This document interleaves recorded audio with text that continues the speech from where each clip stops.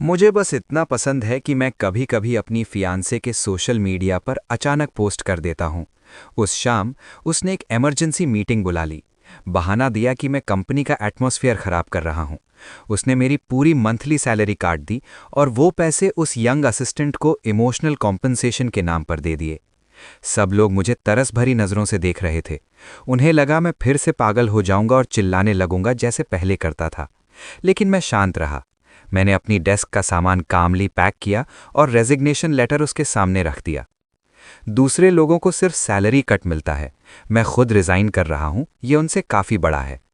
जैसे ही मैंने बोलना खत्म किया, यंग असिस्टेंट लुसिनियान जल्दी से बोल पड़ा। ब्रदर शियान, इतनी छोटी बात पर रिजाइन कैसे कर सकते हो? आप इतने सालों से कंपनी में हो, सिस्टर युन ने हमेशा आपके साथ अच्छा किया है। आप अब रिजाइन करोगे तो लोग उनके बारे में क्या सोचेंगे? फिर बोला, सिस्टर युन, आप जल्दी से ब्रदर शियान को मना लो। युन मानो शायद मुझे पहले ही मनाना चाहती थी, लेकिन लुसिनियान की बात सुन के वो भी गुस्सा हो गई। उसने कहा, मनाने की क्या ज़रूरत है? अगर जाना है तो जाओ, मैं सीधा और ईमानदारी से काम करती हूँ, मुझे किसी से डर नहीं लगता। उसने मेरा रेजिग्नेशन लेटर उठाया, साइन किया और सीधा मेरे मुंह पर फेंक दिया। सब कलीग्स मुझे देख रहे थे, देखना चाहते थे कि मैं क्या करूंगा, लेकिन मैं फिर भी शांत रहा।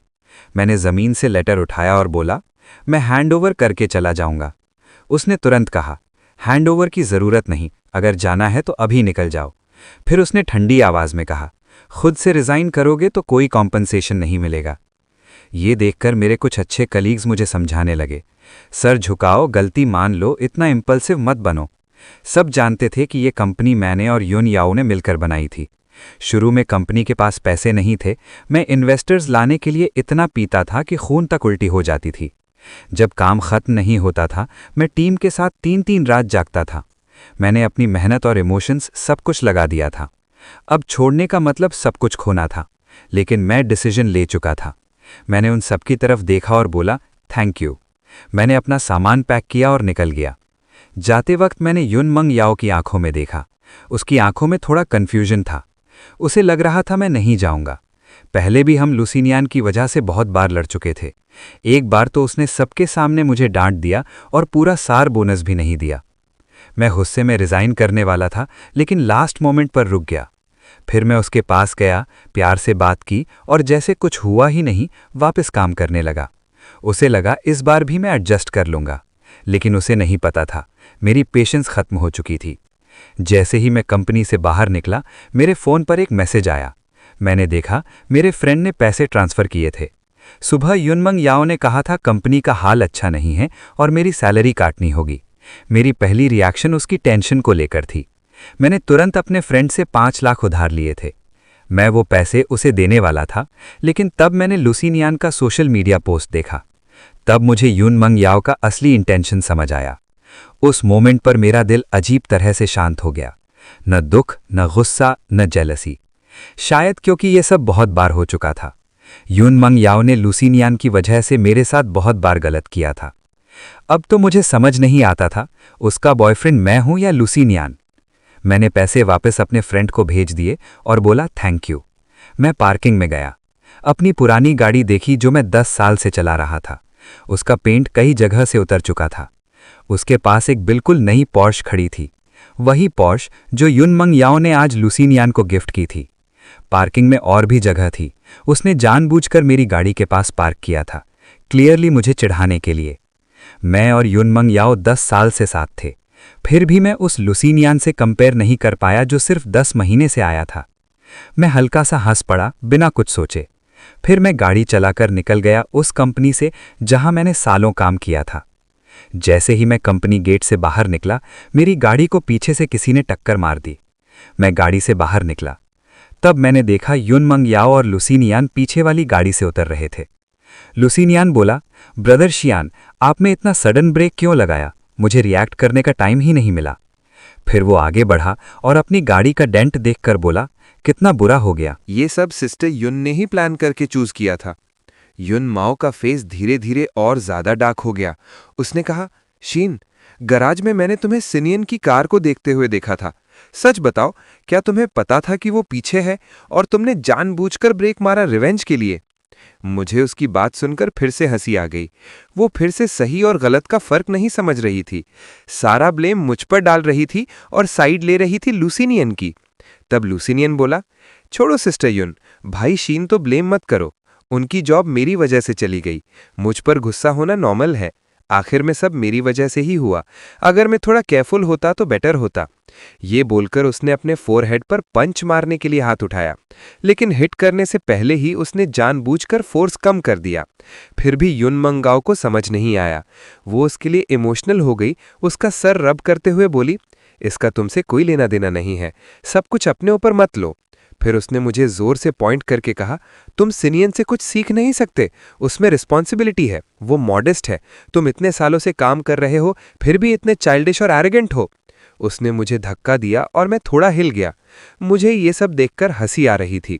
पूरे साल सिनियन मेरी अचीवमेंट्स चुरा रहा था, मुझे फंसा रहा था, और अब वही रिस्पॉन्सिबल और मॉडेस्ट बन गया और मैं चाइल्डिश और एरोगेंट। मुझे समझ आ गया कि बात करना टाइम वेस्ट है। मैं कुछ नहीं बोला, बस मुड़कर चलने लगा। तब युन मैनुएला फिर से मेरे सामने आ गई। मुझे लगा वो फिर लुसिनियन को डिफेंड करेगी, लेकिन इस बार उसने मुझे साइड में ले जाकर सीरियस टोन में कहा, शीन, मैंने तुमसे ज़्यादा एक्सपेक्टेशंस रखी थी, इसीलिए मैं स्ट्रिक्ट थी। तुम मेरे फीलिंग समझ क्यों नहीं पाते? उसकी सॉफ्ट बात सुनकर मैं थोड़ा कंफ्यूज हो गया, लेकिन जल्द ही मुझे उसका असली इंटेंशन समझ आ गया। युन मंगाओ ने मेरे शोल्डर पर हाथ रखा और बोली, मैं रेजिग्नेशन लेटर वापस ले लेती हूँ। तुम अच्छे से सोचो, सिनियन से माफ़ी मांगो, और जो रियर एंड एक्सीडेंट हुआ है उसकी फुल रिस्पॉन्सिबिलिटी तुम लोगे। जो भी कॉम्पनसेशन होगा सिनियन को ट्रांसफ़र करना। मैं तुरंत समझ गया। मैंने ऊपर देखा लुसिनियन की तरफ। उसे पहले से पता था युन क्या बोलेगी। उसके फेस पर स्मग स्माइल थी। वो मुझे देखकर प्रवोक करते हुए आंख घुमाने लगा। मैं हंसी उड़ाता हुआ बोला, मैं कोई कॉम्पनसेशन नहीं दूंगा। एक्सीडेंट में किसकी गलती है खुद जाकर इन्वेस्टिगेट करो। अगर समझ नहीं आए पुलिस बुला लो। अगर और कोई बात नहीं है मैं जा रहा हूं। मैं मुड़कर चल दिया। पीछे युन मंगाओ गुस्से में पैर पटक रही थी।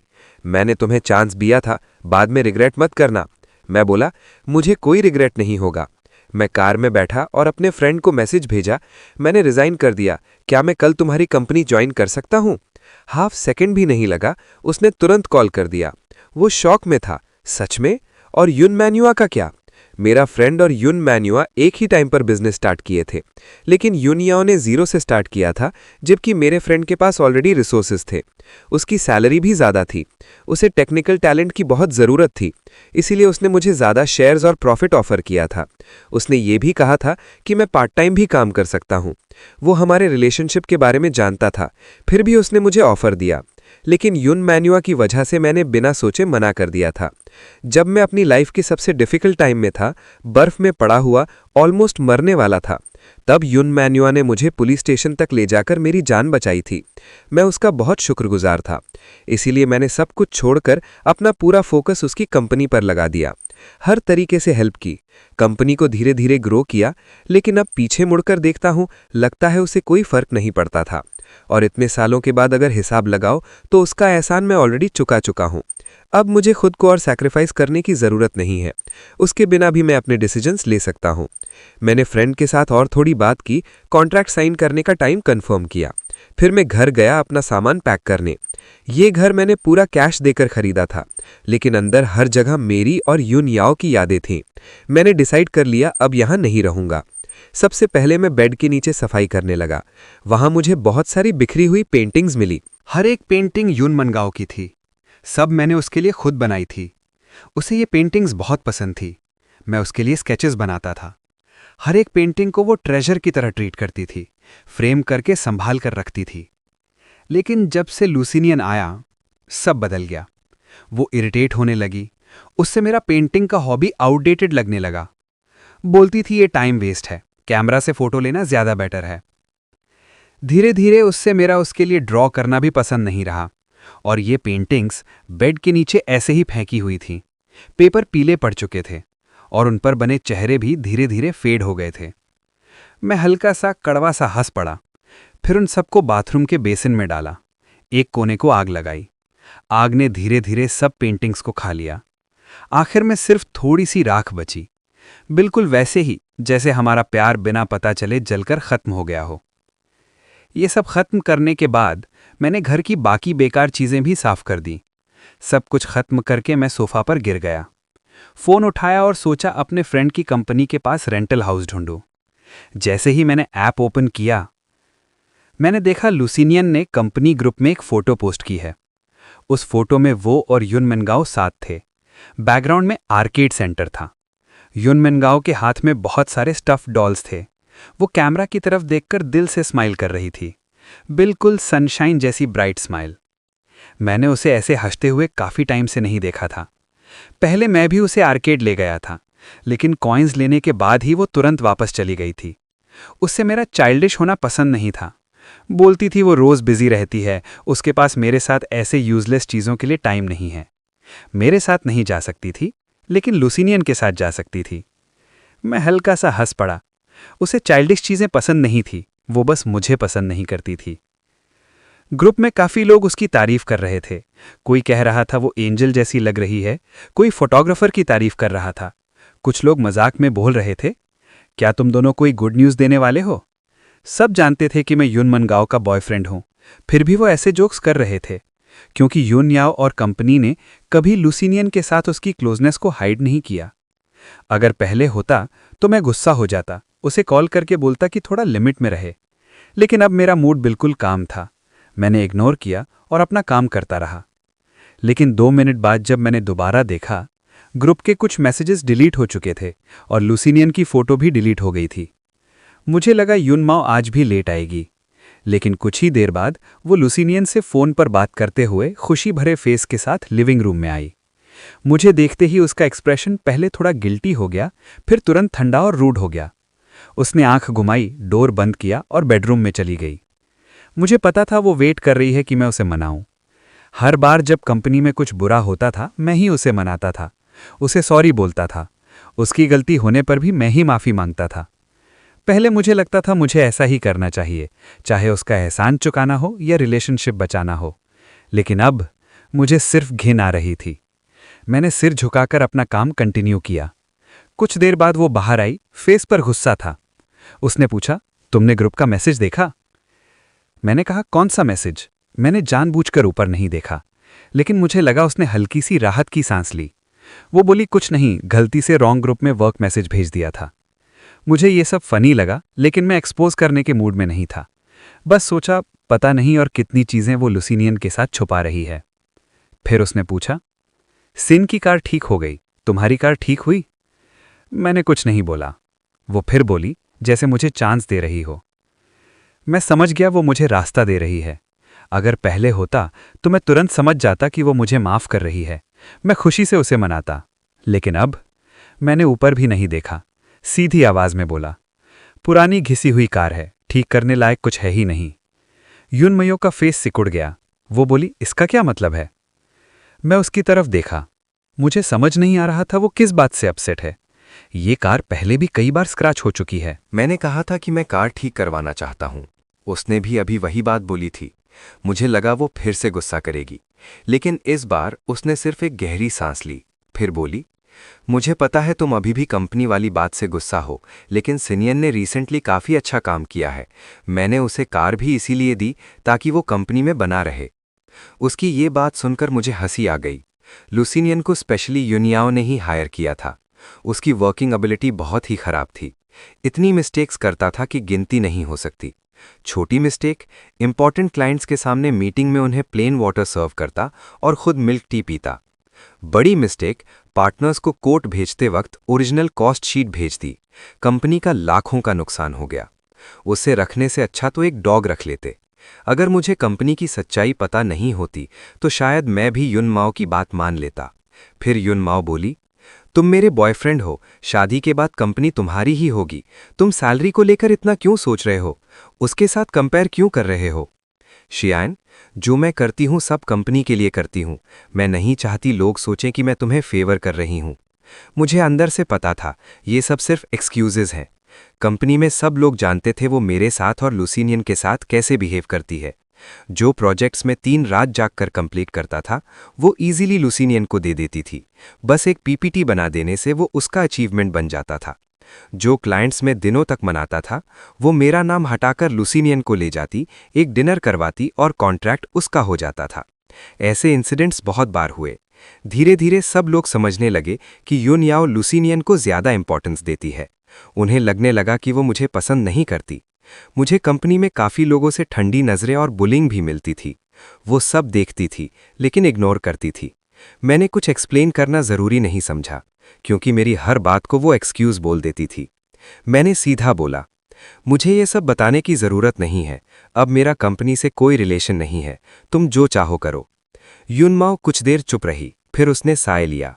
वो मेरे पास आई, टिपटो पर खड़ी हुई और अपने हाथ मेरे गले के अराउंड डाल दिए। फिर बोली, सच बताऊं तो मेरा थोड़ा सेल्फिश मोटिव भी था। मैं चाहती थी तुम थोड़ा रेस्ट करो, तुम हमारी शादी के बारे में सोच सकते हो। फिर उसने स्माइल के साथ पूछा, तुम मुझे कब प्रपोज करने वाले हो? मुझे ये सुनकर कुछ फील नहीं हुआ। मैं पहले ही उससे कई बार प्रपोज कर चुका था। हर बार उसने मना कर दिया, और जब भी हम लड़ते थे वो शादी की बात करके मुझे मना लेती थी। कभी कभी मुझे लगता था मैं उसका बॉयफ्रेंड नहीं बल्कि एक डॉग हूं जिसे वो कंट्रोल करती है। मैंने कुछ नहीं बोला। वो फिर मजाक में मेरी चिन पकड़कर बोली, अब गुस्सा मत हो, एक बार स्माइल कर दो ना। फिर वो मुझे किस करने के लिए आगे बढ़ी, लेकिन मुझे उससे लुसीलेन का परफ्यूम स्मेल आया। मुझे तुरंत उल्टी जैसा फील हुआ।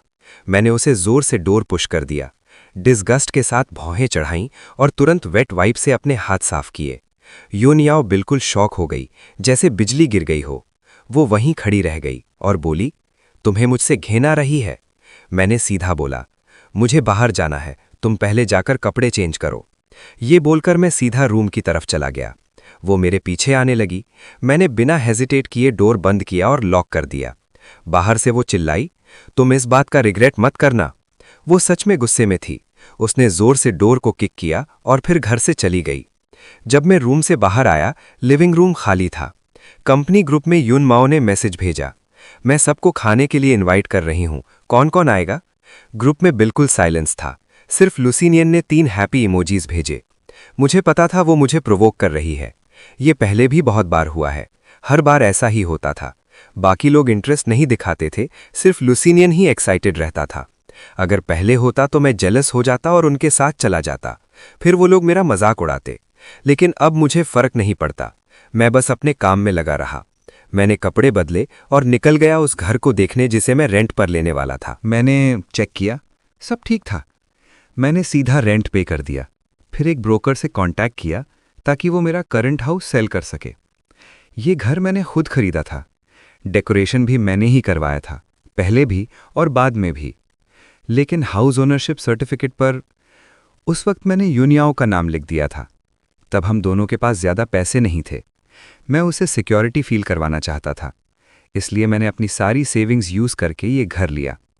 अब कंपनी इतनी बड़ी हो चुकी है, ये घर शायद युन याओ के लिए अब इम्पॉर्टेंट भी नहीं है। ब्रोकर ने मुझे कहा, घर बेचने के लिए युन याओ का प्रेजेंट होना ज़रूरी है। अगर वो नहीं आ सकती तो पावर ऑफ अटर्नी साइन करना पड़ेगा। मुझे फिर से उससे कांटेक्ट करना पड़ा। मैंने मैसेज भेजा, लेकिन चैट विंडो में रेड एक्सक्लेमेशन मार्क आ गया। उसने मुझे ब्लॉक कर दिया था।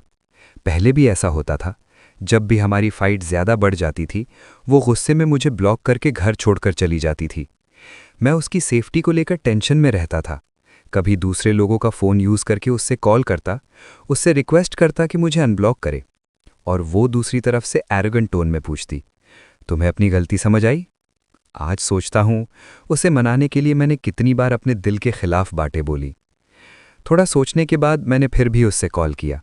मैंने कहा, आज रात घर आ जाओ, मुझे तुमसे कुछ बात करनी है। वो ठंडी आवाज़ में बोली, क्या बात? मैं बहुत बिजी हूँ।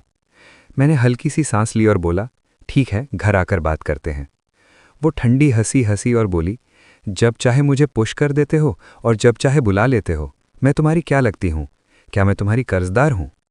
ये तुम्हारा माफ़ी मांगने का तरीका है या मैं तुम्हारे लिए ज़्यादा ही अच्छी रही हूँ? उसके ताने सुनकर जैसे पहले करता था वैसे ही मैंने धीरे से बोला, सॉरी, मेरी गलती थी। वैसे भी मैं पहले ही बहुत बार झूठी माफ़ी मांग चुका था, एक और सही, और इस बार ये माफ़ी एक घर के बदले थी। घर मेरा था, लेकिन अगर युन याओ साइन करने से मना करती तो मैं इसे बेच नहीं सकता था। चाहे मेरे पास पेमेंट प्रूफ भी हो, फिर भी केस करना पड़ता। वो प्रॉब्लम क्रिएट कर सकती थी, लेकिन मैं नहीं कर सकता था। जैसे ही उसने मेरी अपॉलॉजी सुनी, उसकी आवाज़ थोड़ी सॉफ्ट हो गई। वो बोली, वेट करो, मैं आती हूँ, और कॉल कट कर दिया। मेरा दिल बिल्कुल शांत था। मैंने घर को वेबसाइट पर लिस्ट कर दिया, थोड़ा प्राइस भी कम रखा ताकि जल्दी सेल हो जाए। सब काम फिनिश करके मैंने अपने फ्रेंड को कांटेक्ट किया कॉन्ट्रैक्ट साइन करने के लिए। वो बहुत एक्साइटेड हो गया, बार बार पूछ रहा था कहीं तुम सपना तो नहीं देख रहे। उसने मेरे लिए सेलिब्रेशन पार्टी भी अरेंज की। मैं पहले घर जल्दी जाना चाहता था, लेकिन फिर सोचा यूनमेन जो कब आएगी पता नहीं, घर जाकर भी क्या करूंगा। तो मैंने पार्टी के लिए हाँ कर दी। 3 राउंड ड्रिंक्स के बाद मैं वॉशरूम गया। तब मैंने पास वाले प्राइवेट रूम से एक फेमिलियर आवाज़ सुनी। मैं रुक गया। दरवाजे के छोटे गैप से अंदर देखा, यूनमेन जो लुसिनियान के चेस्ट पर झुककर खड़ी थीं। पता नहीं वो दोनों क्या बात कर रहे थे, लेकिन यूनमेन जाओ बहुत खुश लग रही थीं। तभी लुसिनियान ने मौका देखकर उसके लिप्स पर किस कर लिया। युनमाओ 1 सेकंड के लिए शॉक हुई, लेकिन उसने उसे पुश नहीं किया। लुसिनियान बोला, सिस्टर युन, आप और ब्रदर शियन कब ब्रेकअप करोगे? मैं और वेट नहीं कर सकता। रोज आपको उसके साथ देखकर मुझे बहुत बुरा लगता है। क्या आप अभी भी उसे ज्यादा पसंद करती हो? वो थोड़ा इमोशनल हो गया। युनमेंजाओ कुछ बोलना चाहती थी, लेकिन लास्ट में उसने लुसिनियान को हक कर लिया। जैसे किसी बच्चे को मना रही हो, उसने धीरे से कहा, वो तुमसे कंपेयर ही नहीं हो सकता। बस अभी कंपनी बड़ी हो गई है। अगर अभी ब्रेकअप करके तुम्हारे साथ आ गई तो लोग बातें करेंगे। थोड़ा वेट करो, ज्यादा टाइम नहीं लगेगा। लुसिनियान खुश होकर बोला, मुझे पता था सिस्टर यून सबसे ज्यादा मुझे ही प्यार करती हैं। दोनों एक कपल की तरह क्लोज खड़े थे। मैं हल्का सा हंस पड़ा और वहां से चला गया। मैं वापस अपने रूम में गया और ड्रिंक्स लिए। फिर सब लोग पुरानी बातें याद करके बात करते रहे। सुबह होने तक पार्टी चली और फिर सब पार्किंग गैराज में जाकर खत्म हुई। मेरा फ्रेंड अचानक मुझे एक फुल्ली लोडेड पोर्श के पास ले गया। उसने पूछा, पसंद आई?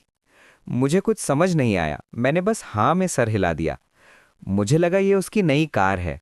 मैं उसकी तारीफ करने ही वाला था, तभी उसने अचानक कार की कीज मेरे हाथ में दे दी। ये तुम्हारे लिए गिफ्ट है।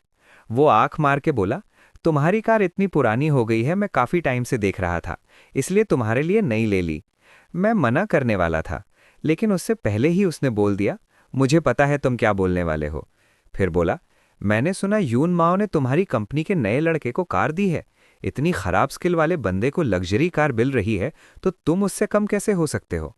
फिर वो बोला, वैसे भी उस लड़के का काम मैंने देखा है, हर बार अलग स्टाइल होता है, क्लियरली कॉपी करता है, समझ नहीं आता कंपनी में कैसे टिका हुआ है। शायद ड्रिंक की वजह से मेरा फ्रेंड सब सच बोल रहा था। लगातार लुसिनियन के बारे में कंप्लेन करता रहा। मैं चुप रहा। जो वो बोल रहा था सब सच था। वो सारे काम एक्चुअली मैं और मेरी टीम करते थे। हर बार काम कंप्लीट होने के टाइम यून मिंगाओ बोलती थी लुसिनियन को दे दो, इसीलिए उसका स्टाइल हर बार डिफरेंट होता था। मेरा फ्रेंड जो कंपनी में नहीं था, वो भी सच समझ गया था, लेकिन सिर्फ यून माओ को ही समझ नहीं आता था। मैं फिर भी मना करना चाहता था। मेरा फ्रेंड गुस्से का एक्टिंग करके बोला, ये गिफ्ट नहीं है, तुम्हारी फ्यूचर सैलरी से कट कर लूंगा, मेरा दिल मत तोड़ो। मैं हंस पड़ा। इस कार की प्राइस अगर सैलरी से कट करें तो कई साल लग जाएंगे। मुझे पता था वो बस प्यार से कह रहा है, इसीलिए मैंने मना नहीं किया। मैंने उसे थैंक यू बोला। हमने थोड़ी देर और बात की, फिर दोनों ने ड्राइवर बुलाया और अपने अपने घर चले गए। मुझे लगा यून माओ अभी घर नहीं आई होगी, लेकिन जैसे ही मैंने डोर खोला, वो लिविंग रूम के सोफा पर बैठी हुई थी। जैसे ही मैं अंदर गया, वो गुस्से में बोली, कहाँ गए थे तुम? हमारी मीटिंग थी ना, तुम्हें पता है मैं कितनी देर से वेट कर रही हूँ। मैं थोड़ा सरप्राइज हो गया।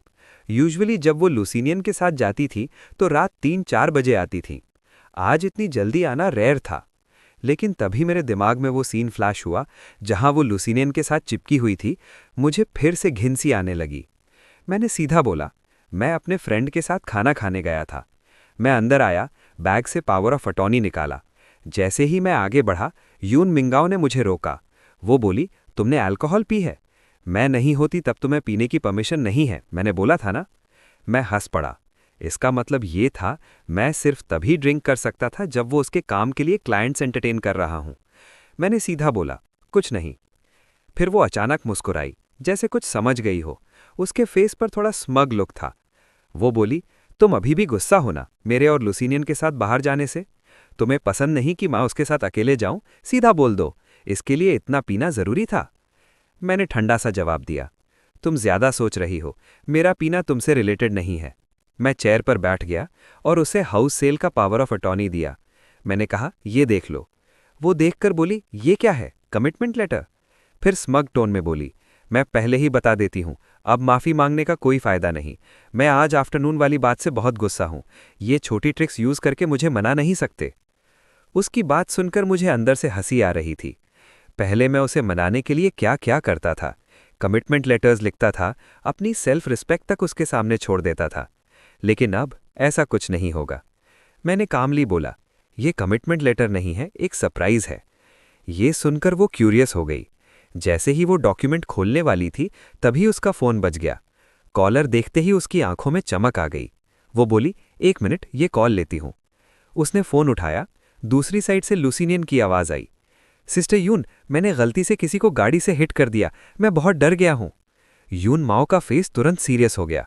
वो बोली, लोकेशन भेजो, मैं अभी आ रही हूँ। वो तुरंत उठकर जाने लगी, मुझे इग्नोर करके।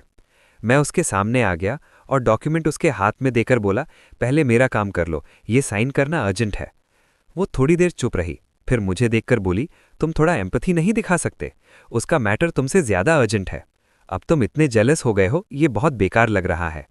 मुझे ये सब सुनकर हंसी आ रही थी। मैं बेकार हूं और लुसिनियन ड्रंक ड्राइविंग कर रहा है, लेकिन मैं आर्ग्यू नहीं करना चाहता था। मैं बस डॉक्यूमेंट उसके सामने पकड़े रहा। उसने कुछ नहीं बोला, डॉक्यूमेंट खोला। लेकिन देखने से पहले ही फ़ोन से फिर से लुसिनियन की जोर की आवाज़ आई, कैसी गाड़ी चला रहे हो तुम लोग? वो चिल्लाया, सिस्टर यून प्लीज़ जल्दी आओ, मैं बहुत डर रहा हूं। मैं अभी आ रही हूँ, ये बोलकर युनमांग याओ ने लुसिनियन को बोला, टेंशन ना ले। लेकिन क्लियरली वो उससे ज्यादा पैनिक में थी। उसने डॉक्यूमेंट का कंटेंट देखा भी नहीं, जल्दी जल्दी साइन किया और तुरंत निकलने लगी। उसकी जल्दी में जाती हुई बैग को देखकर मैं खुद को रोक नहीं पाया और पूछा, तुम देखोगी नहीं क्या साइन कर रही हो? वो बोली, देखने जैसा क्या है, तुम्हारा सरप्राइज ज्यादा से ज्यादा कुछ छोटे कॉन्ट्रैक्ट्स ही होंगे। ऐसे कॉन्ट्रैक्ट्स में बस टर्म्स ठीक हों तो इनफ है। ये बोलकर वो बिना पीछे देखे घर से निकल गई। मुझे बस हंसी आ गई। पहले मैं उसे खुश करने के लिए चुपके चुपके डील्स लाता था। शुरू में वो बहुत खुश होती थी, लेकिन जैसे जैसे कंपनी बड़ी होती गई, वो छोटी कंपनीज को नीचा समझने लगी, जैसे खुद भी नीचे से ऊपर आई हो। पहले वो कॉन्ट्रैक्ट साइन करने से पहले हर क्लॉज चेक करती थी, कई बार वेरीफाई करती थी। और आज सिर्फ लुसिनियन की टेंशन में उसने देखा तक नहीं क्या साइन कर रही है। लेकिन ये मेरे लिए अच्छा ही था, मेरा काम आसान हो गया। उस रात युनमाओ घर नहीं आई और लुसिनियन ने मुझे काफ़ी मैसेजेस भेजे। उसने लिखा, शियान, तुमने प्राइवेट रूम के बाहर सब देख लिया ना? अब तुम्हें समझ आ गया होगा युनमंगाओ का दिल मेरी तरफ है। मेरा एक फ़ोन आते ही वो तुरंत मेरे पास आ गई। तुम खुद ही पीछे हट जाओ, वरना बात बढ़ेगी तो सबकी इज्जत खराब होगी। उसका मैसेज पढ़कर मैं हंस पड़ा। अब उसने अपना असली चेहरा दिखा दिया था। मुझे पता था, अगर मैं ये चैट्स युनमंगाओ को दिखा भी दूं, कोई फ़ायदा नहीं होगा। वो लुसिनियन को बहुत पैम्पर करती थी। उल्टा वो सोचेगी मैं उनके बीच फसाद डाल रहा हूं। लेकिन मैं इतना भी चुप रहने वाला नहीं था। मैंने रिप्लाई किया, कॉन्ग्रेचुलेशंस। अगर कभी युनमाओ तुमसे बोर हो जाए तो समझ लेना कब पीछे हटना है। मुझे पता था ये लाइन उसे हर्ट करेगी, और हुआ भी वही। मैसेज भेजते ही वो तुरंत चुप हो गया। मैंने भी ज्यादा नहीं सोचा और सो गया। अगली सुबह मैंने signed power of attorney broker को भेज दिया। उसी दिन आफ्टरनून में लोग घर देखने आए। एक बायर को घर बहुत पसंद आया। लोकेशन, लेआउट, प्राइस सब परफेक्ट लगा। बस एक डाउट था, इतना अच्छा घर इतनी कम प्राइस में क्यों बेच रहे हो, कोई प्रॉब्लम है क्या? वो थोड़ा कॉशियस था। मैंने सीधा बोला, ये घर मैंने पहले अपनी फियांसे के साथ लिया था, लेकिन अब एंगेजमेंट खत्म हो गई है। वो समझ गया। उसने कहा, घर और डेकोरेशन देखकर लग रहा है किसी लड़की का टेस्ट है। बेच देना ही सही है, वरना यादें तकलीफ देती हैं। मैंने कुछ नहीं बोला। युनमांगाओ घर को लेकर बहुत पिकी थी। उसके लिए परफेक्ट घर ढूंढने में मैंने 3 महीने लगा दिए थे। 100 घर देखे थे, तब ये चूज किया। फर्नीचर भी उसकी पसंद का था। अब मुझे समझ आया, मेरी पूरी लाइफ उसके अराउंड ही घूम रही थी। बायर ने तुरंत डिसीजन ले लिया। उसी शाम कॉन्ट्रैक्ट साइन फिक्स हो गया और 2 दिन बाद हाउस हैंडओवर भी। वैसे ही 2 दिन बाद मैं भी यहां से जाने वाला था। कॉन्ट्रैक्ट साइन करके जब मैं घर आया, जैसे ही डोर खोला, मैंने एंट्रेंस पर एक आदमी के फॉर्मल शूज देखे। मेरे स्लीपर्स भी वहां नहीं थे। मुझे सब समझ आ गया। मैंने डिस्पोजेबल स्लीपर्स पहने और अंदर गया। जैसे ही मैं अंदर आया, मुझे लुसीनियन की आवाज़ सुनाई दी। सिस्टर युन, ऐसे नहीं, मैं सिखाता हूँ। मैं किचन के पास गया और जो देखा वो बिल्कुल क्लियर था। लुसीनियन उसके पीछे खड़ा था, उसके हाथ पकड़कर उसे गाइड कर रहा था। दोनों बहुत क्लोज थे, जैसे कपल हों। लुसीनियन ने मेरे घर के कपड़े पहने हुए थे और मेरे ही स्लिपर्स पहने हुए थे। युन याओ भी उसके साथ मैचिंग में खड़ी थी और उसे बिल्कुल भी अनकंफर्टेबल फील नहीं हो रहा था। दोनों ऐसे बिहेव कर रहे थे जैसे ये सब नॉर्मल हो, जैसे मैं इस घर का हिस्सा ही नहीं हूं। मैं चुपचाप देख रहा था, उन दोनों को इतनी कंफर्ट और खुशी के साथ इंटरैक्ट करते हुए। मुझे पता नहीं था वो दोनों क्या बात कर रहे थे। दोनों जोर से हंस भी रहे थे। लेकिन अजीब बात ये थी, जब मैं उसके पास थोड़ा भी क्लोज आता था, वो अनकंफर्टेबल हो जाती थी। वो कहती थी कि उसे ऑपोजिट जेंडर के साथ रहने की आदत नहीं है, लेकिन अब देखकर समझ आ गया, उसे आदत नहीं थी मेरे साथ। मैं हल्की सी हंसी रोक नहीं पाया। तभी युन माओ ने पीछे मुड़कर मुझे देखा। वो थोड़ा शॉक हो गई और तुरंत लुसीनियन के पास से हट गई। उसके फेस पर गिल्ट साफ दिख रहा था। वो बोली, तुम इस टाइम वापस क्यों आ गए? मुझे ये सुनकर हंसी आई, जैसे गलती मेरी हो। तभी लुसीनियन बोला, सॉरी ब्रदर शियन, मैं सिस्टर युन को सब्जी धोना सिखा रहा था, गलत मत समझना। वो ये बोल रहा था, लेकिन उसकी आंखों में क्लियरली चैलेंज और स्मगनेस थी, जैसे वो वेट कर रहा हो कि मैं गुस्सा करूं। अगर पहले होता तो मैं जरूर गुस्सा करता, चिल्लाता और उसे घर से निकलने की बात करता, लेकिन अब मैं सब देखकर भी शांत था। वैसे भी मैं जल्दी ही यहां से जाने वाला था। घर बेच चुका था, पैसे अकाउंट में आ चुके थे। अब मुझे सच में कोई फर्क नहीं पड़ता था। मैंने सीधा कहा, तुम लोग अपना काम करो, मैं रूम में जा रहा हूं। मैं कामली रूम की तरफ चला गया। लुसीनियन थोड़ा शॉक हो गया। उसे समझ नहीं आया मैं रिएक्ट क्यों नहीं कर रहा। युनमाओ भी शायद एक्सपेक्ट कर रही थी मैं गुस्सा करूंगा, लेकिन जब मैं शांत रहा, उसकी आवाज़ थोड़ी ऑकवर्ड हो गई। वो पहली बार एक्सप्लेन करने लगी, आज सीनियन का बर्थडे है, इसलिए मैं उसे यहाँ लाई हूँ। अगर पहले होता तो वो इतना एक्सप्लेन नहीं करती, सीधा कहती, पसंद नहीं तो निकल जाओ। मुझे समझ नहीं आया खुश हूं या दुख, मुझे बस फर्क पड़ना बंद हो गया था। उसने मुझे कभी अपना बर्थडे याद नहीं रखा और आज वो लुसीनियन का बर्थडे सेलिब्रेट कर रही थी। मैंने बस ठंडा सा बोला, कॉन्ग्रेचुलेशंस तुम दोनों को, और रूम में चला गया। मेरा सामान लगभग पैक हो चुका था। जो चीज़ें ज़रूरी नहीं थी, मैं ऑलरेडी नई जगह शिफ्ट कर चुका था। रूम में बस कुछ कपड़े और बुक्स बची थीं। मैं सोच रहा था आज ही सब पैक कर दूं। तभी डोर अचानक खुला। लुसीनियन अंदर आया। उसके हाथ में केक का एक पीस था। उसने रूम को देखा और हंसकर बोला, रूम पहले से काफ़ी खाली लग रहा है, लगता है तुम सच में भागने की तैयारी कर रहे हो। मैंने उसकी तरफ ध्यान नहीं दिया, फ़ोन में बिजी रहा। अपने फ्रेंड के साथ शिफ्टिंग की बात कर रहा था। मुझे इग्नोर करते देख उसका फेस गुस्से से भर गया। वो मेरे पास आया और बोला, मैं तुमसे बात कर रहा हूं, तुम बहरे हो क्या? मैंने उसकी तरफ देखा और बोला, इतना टेंशन मत लो, वैसे भी तुम यहां रहने वाले नहीं हो। एक सिंपल लाइन थी, लेकिन उसे बहुत बुरा लग गया। उसका फेस डार्क हो गया। वो मेरा कॉलर पकड़ने के लिए हाथ बढ़ाने लगा। तभी बाहर से फुटस्टेप्स आए। अचानक उसने केक जमीन पर फेंका और खुद गिर गया और जोर से चिल्लाया, सीनियन, क्या हुआ? युनमो तुरंत रूम में आई। उसने मुझे धक्का दिया और उसे उठाया। मैं पीछे गिर गया। मेरे पैर के नीचे केक के टुकड़े थे।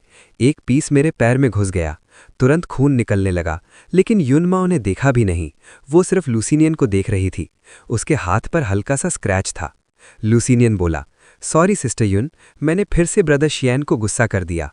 मैं सोचा आज मेरा बर्थडे है, सब केक खाएंगे, इसलिए मैं उन्हें केक देने आया था, लेकिन उन्हें पसंद नहीं आया।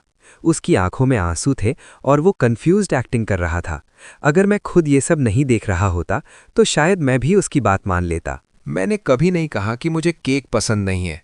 उल्टा, शायद इसलिए क्योंकि मुझे बर्थडे केक खाने का चांस कम मिलता था, इसलिए मुझे केक बहुत पसंद था।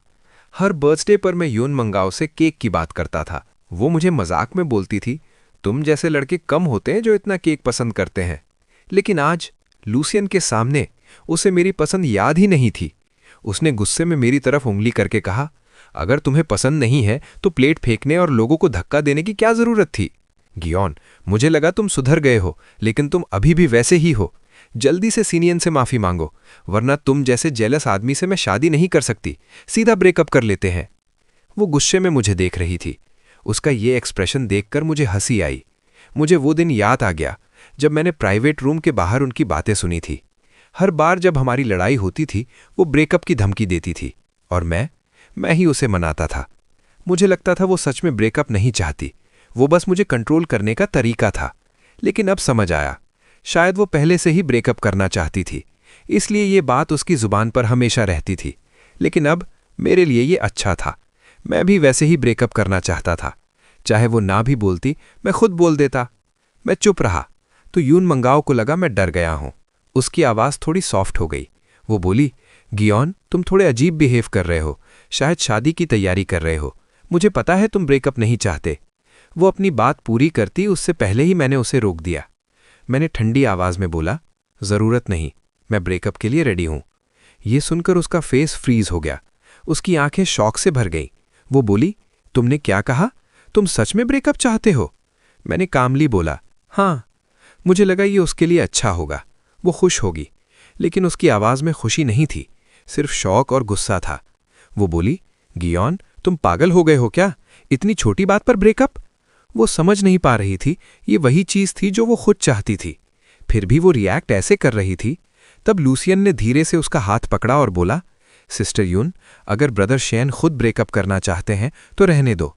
लेकिन उसकी बात खत्म होने से पहले यून मंगाओ गुस्से में चिल्लाई, चुप रहो, ये हमारे बीच की बात है, तुम बीच में मत बोलो। शायद पहली बार उसने लूसियन से इतने गुस्से में बात की। लूसियन तुरंत चुप हो गया, उसके चेहरे पर शॉक था। यून माओ को भी रियलाइज हुआ। उसने अपनी टोन सॉफ्ट की और बोला, सॉरी, मेरा वो मतलब नहीं था, तुम बाहर जाओ, मैं बाद में बात करती हूं। लूसियन की आंखों में आंसू थे, लेकिन वो समझदार था। उसे पता था अब ज्यादा बोलना ठीक नहीं। वो चुपचाप बाहर चला गया। रूम में सिर्फ हम दोनों रह गए। यून मिंगाओ ने गहरी सांस ली, जैसे कुछ बोलने वाली हो। तभी उसकी नज़र मेरे पैर पर गई। उसकी आवाज़ अचानक सॉफ्ट हो गई, तुम्हारा पैर चोट लग गया, तुमने बताया क्यों नहीं? मैं बैंडेज लाती हूं। वो बुक शेल्फ की तरफ चली गई, लेकिन मुझे पता था ये सब सिर्फ टॉपिक चेंज करने के लिए है। जब भी कोई बात उसे अनकंफर्टेबल लगती थी, वो केयर दिखाकर बात को डाइवर्ट कर देती थी। पहले मैं पिघल जाता था, मुझे लगता था वो अभी भी मेरी परवाह करती है, और असली प्रॉब्लम वहीं की वहीं रह जाती थी, कभी सॉल्व नहीं होती थी। ये सब बातें बस दिल के अंदर सद जाती थी और एक दिन और भी बुरी तरह बाहर आती थी। यून मंगाओ बुक शेल्फ में ढूंढते हुए बोल रही थी, बैंडेज कहाँ है? पहले तो यहाँ था। उसे शायद याद ही नहीं था। वो लास्ट टाइम मेरे रूम में 2 साल पहले आई थी। तब मुझे 40 डिग्री बुखार था और वो मुझे छोड़कर लूसिनियन के साथ डेट पर चली गई थी। उसके बाद मैंने मेडिसिन बॉक्स का प्लेस चेंज कर दिया था। फिर वो बोली, शियान, तुम्हारे रूम में इतनी चीज़ें कम क्यों हो गई? उसे फाइनली कुछ गलत लगने लगा। मैंने सीधा बोला, मैंने घर बेच दिया है, बायर मिल गया है, 2 दिन बाद हैंडओवर है, कल तुम भी अपना सामान शिफ्ट कर लेना। वो थोड़ा शॉक हो गई, गुस्सा होने वाली थी, लेकिन फिर अचानक हंस पड़ी। मजाक मत करो, इस घर में मेरा भी हिस्सा है, मेरे साइन के बिना कैसे बेच दिया? गुशियान, मुझे पता है तुम गुस्से में हो, चलो सिनियन को भेज देती हूं, तुम शांत हो जाओ। वो मेरी बात पर बिलीव ही नहीं कर रही थी। मैंने टेबल से कॉन्ट्रैक्ट उठाया और उसके हाथ में दे दिया। लास्ट पेज पर उसका साइन था, पावर ऑफ अटर्नी। ब्रोकर ने बोला था ये इनफ है। मैंने बोला, याद है जब लूसिनियन ने ड्रंक ड्राइविंग की थी तब तुमने साइन किया था। अगर याद नहीं भी है तो भी ये लीगली वैलिड है। यून मंगाओ ने कॉन्ट्रैक्ट लिया, लास्ट पेज देखा और तुरंत उसका बॉडी स्टिफ हो गया। 1 सेकंड के लिए रुक गई, फिर अचानक चिल्लाई, मेरे बिना परमिशन के तुमने घर बेच दिया? मैं हंस पड़ा। मैंने कहा, मैं कंपनी का कोई शेयर नहीं ले रहा, लेकिन ये घर मैंने अपने पैसे से खरीदा था, तो इस पर डिसीजन लेना मेरा राइट है। वैसे भी तुमने लूसिनियन के लिए नया घर ले लिया है, तुम होमलेस नहीं हो। इमोशन और लॉजिक दोनों से मेरा घर बेचना गलत नहीं है। वो चुप हो गई, उसका फेस पेल हो गया। मुझे लगा अब वो ब्रेकअप एक्सेप्ट करेगी, लेकिन अनएक्सपेक्टेडली वो खुद को काम करने लगी। फिर सॉफ्टली बोली, वो घर मैं तुम्हारे लिए लेना चाहती थी, लूसिनियन के लिए नहीं। उसका नाम सिर्फ उसे बिलोंगिंग फील कराने के लिए डाला था। अगर तुम्हें प्रॉब्लम है, कल ही उसका नाम हटा देती हूं। हम इतने सालों से साथ हैं, ऐसे कैसे ब्रेकअप कर सकते हैं? शियान, तुम अभी गुस्से में हो, शांत हो जाओ, कल बात करते हैं। ये बोलकर वो मुड़कर चली गई। हमेशा ऐसा ही होता था। जब भी हमारी फाइट कंट्रोल से बाहर होती, वो ऐसे बिहेव करती जैसे वो मुझे अभी भी प्यार करती है, और मैं खुद को ही समझा लेता था। अपने आप को कन्विंस करता था कि सब ठीक हो जाएगा। फिर मैं ही उसे मनाता, माफ़ी मांगता और सब नॉर्मल हो जाता। शुरू में मैं उसे सच में प्यार करता था। बाद में समझ गया उसका दिल मेरे साथ नहीं रहा, लेकिन इतने सालों के रिश्ते को छोड़ नहीं पाया। सोचता था थोड़ा और सह लेता हूँ, सब ठीक हो जाएगा। लेकिन इतना टाइम बीत गया, कुछ भी ठीक नहीं हुआ। सब सिर्फ मेरा इल्यूजन था। शायद उसे लगा मैं फिर से उसकी बातों में आ जाऊंगा, लेकिन इस बार वो गलत थी। ये रिलेशनशिप कब का खत्म हो चुका था। हर डिसअपॉइंटमेंट ने इसे धीरे धीरे खत्म कर दिया था। उसके जाने के बाद मैंने फ्लोर साफ किया, अपनी चोट पर दवा लगाई। जब मैं बाहर आया तो युन मंगाओ और लुसिनियन दोनों जा चुके थे। टेबल पर बचा हुआ खाना पड़ा था और जमीन पर आधी बुझी हुई कैंडल थी। घर साफ करना हमेशा मैं ही करता था, कभी उसे हाथ तक नहीं लगने दिया। वो भी आदत डाल चुकी थी, लेकिन इस बार मुझे साफ करने का मन नहीं था। सोचा वैसे भी घर हैंडओवर से पहले साफ करना पड़ेगा, कल किसी क्लीनिंग सर्विस को बुला लूंगा। फेस वॉश करके मैं सो गया। अगली सुबह जब मैं रूम से बाहर निकला तो पूरा घर ऑलरेडी साफ था। युन मंगाओ किचन में खड़ी थी, पता नहीं क्या कर रही थी। मुझे देखकर वो मुस्कुराई। मैं तुम्हें उठाने वाली थी। वो एप्रन पहने हुए थी और ऐसे बिहेव कर रही थी जैसे कल कुछ हुआ ही नहीं हो। मैं पूरा घर साफ कर चुकी हूँ, डिसइंफेक्ट भी कर दिया, युन माओ ने कहा।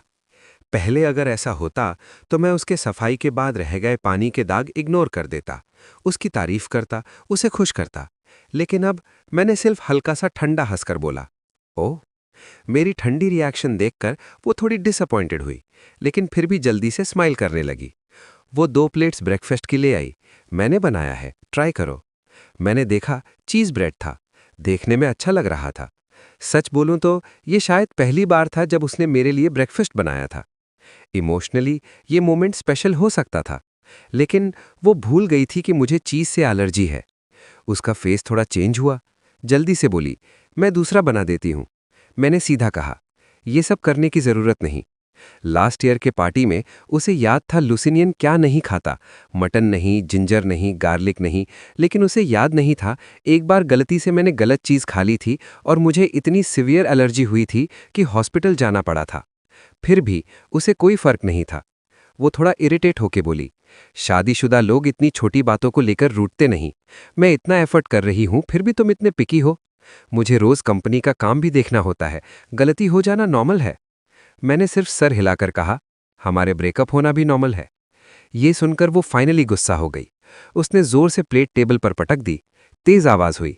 वो गुस्से में मुझे घूर कर देखती रही, फिर बिना कुछ बोले डोर पटक कर चली गई। ये हमारे कोल्ड वॉर की शुरुआत थी। मैंने बस एक गहरी सांस ली।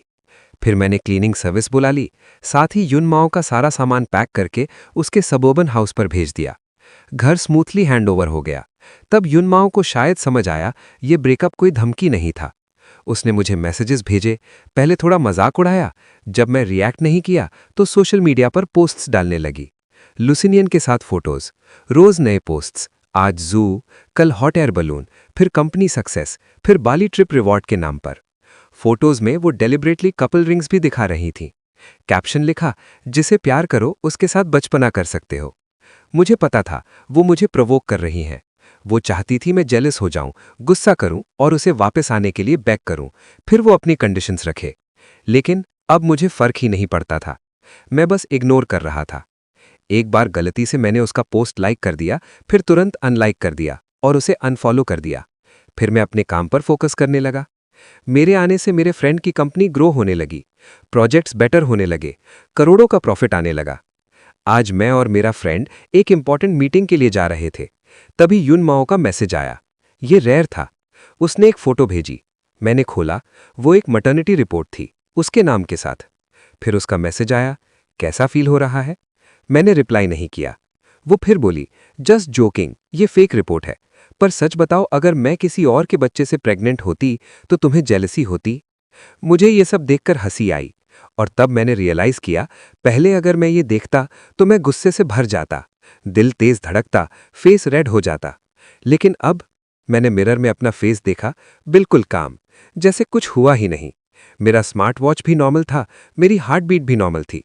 जैसे युन माओ का किसी और का हो जाना अब मेरे लिए मैटर ही नहीं करता। मैं अब सब कुछ एक्सेप्ट कर चुका था।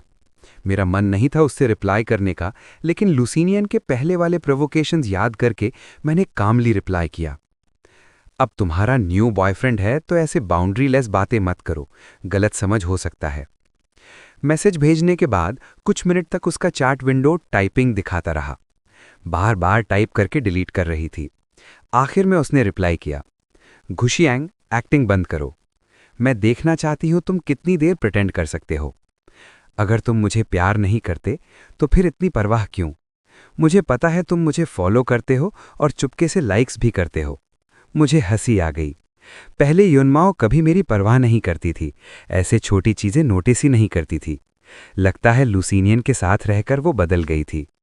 9 साल मेरे साथ रहकर नहीं बदली, लेकिन उसके साथ बदल गई। मैं कुछ बोलता उससे पहले वो फिर मैसेज भेजने लगी। इन दिनों मेरे और सिने के बीच कुछ भी नहीं हुआ। वो सिर्फ मेरी हेल्प कर रहा है ताकि हम फिर से एक हो सकें। मैं तुम्हें लास्ट चांस दे रही हूं।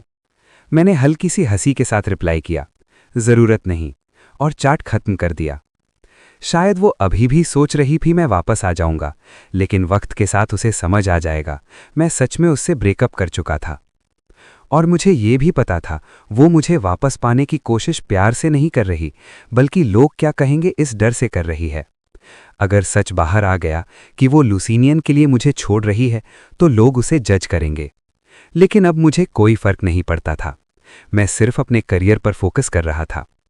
उसी शाम मैं और मेरा फ्रेंड एक इंपॉर्टेंट प्रोजेक्ट डील फाइनलाइज करने गए। डील स्मूथली हो गई। मेरा फ्रेंड बहुत खुश था। उसने मुझे और भी बड़े बड़े बिजनेस लोगों से मिलवाया। एक मीटिंग में उसने सबके सामने मुझे अपना पार्टनर इंट्रोड्यूस किया। सब लोग मुझे रिस्पेक्ट देने लगे। मुझे थोड़ा सरप्राइज हुआ। पहले जब मैं युनमाओ के साथ ऐसे मीटिंग्स में जाता था, वो मुझे पार्टनर नहीं, एक एम्प्लॉय जैसा ट्रीट करती थी, जैसे मुझे कुछ समझ ही नहीं आता। धीरे धीरे लोग भी मुझे रिस्पेक्ट देना बंद कर दिए थे। कभी कभी तो मुझे छोटे काम भी बोल देते थे। मैं उसे ब्लेम नहीं कर सकता, गलती मेरी भी थी, मैंने ही उसे इतना इंपॉर्टेंस दिया था। 3 राउंड ड्रिंक्स के बाद सब लोग और फ्रेंडली हो गए। तब एक बॉस ने मुझे साइड में ले जाकर पूछा, शियन, तुमने किसी को ऑफेंड किया है क्या? मैंने देखा तुम्हारा नाम इंडस्ट्री ब्लैकलिस्ट में है। मुझे शॉक लगा। उसने अपनी लिस्ट दिखाई। मेरा नाम और फोटो क्लियरली था। रीजन लिखा था, मैनेजमेंट फॉलो नहीं करता, टीम के साथ कोऑपरेट नहीं करता, जेलस नेचर, बैड कैरेक्टर। मुझे तुरंत समझ आ गया ये किसने किया है। बॉस ने कहा, मुझे पता है तुम ऐसे नहीं हो, किसी ने तुम्हारे साथ खेल खेला है। चिंता मत करो, मैं अभी डिलीट करता हूं। उसने तुरंत मेरा नाम लिस्ट से हटा दिया। मैंने उसका थैंक यू किया। दिल में हल्की सी कड़वी हंसी आई। सोचा, अगर मेरे पास फ्रेंड का सपोर्ट नहीं होता तो मेरा करियर खत्म हो सकता था।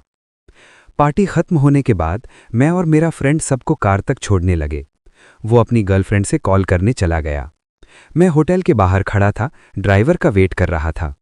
तभी पीछे से आवाज आई, ब्रदर शियन, तुम यहां क्या कर रहे हो?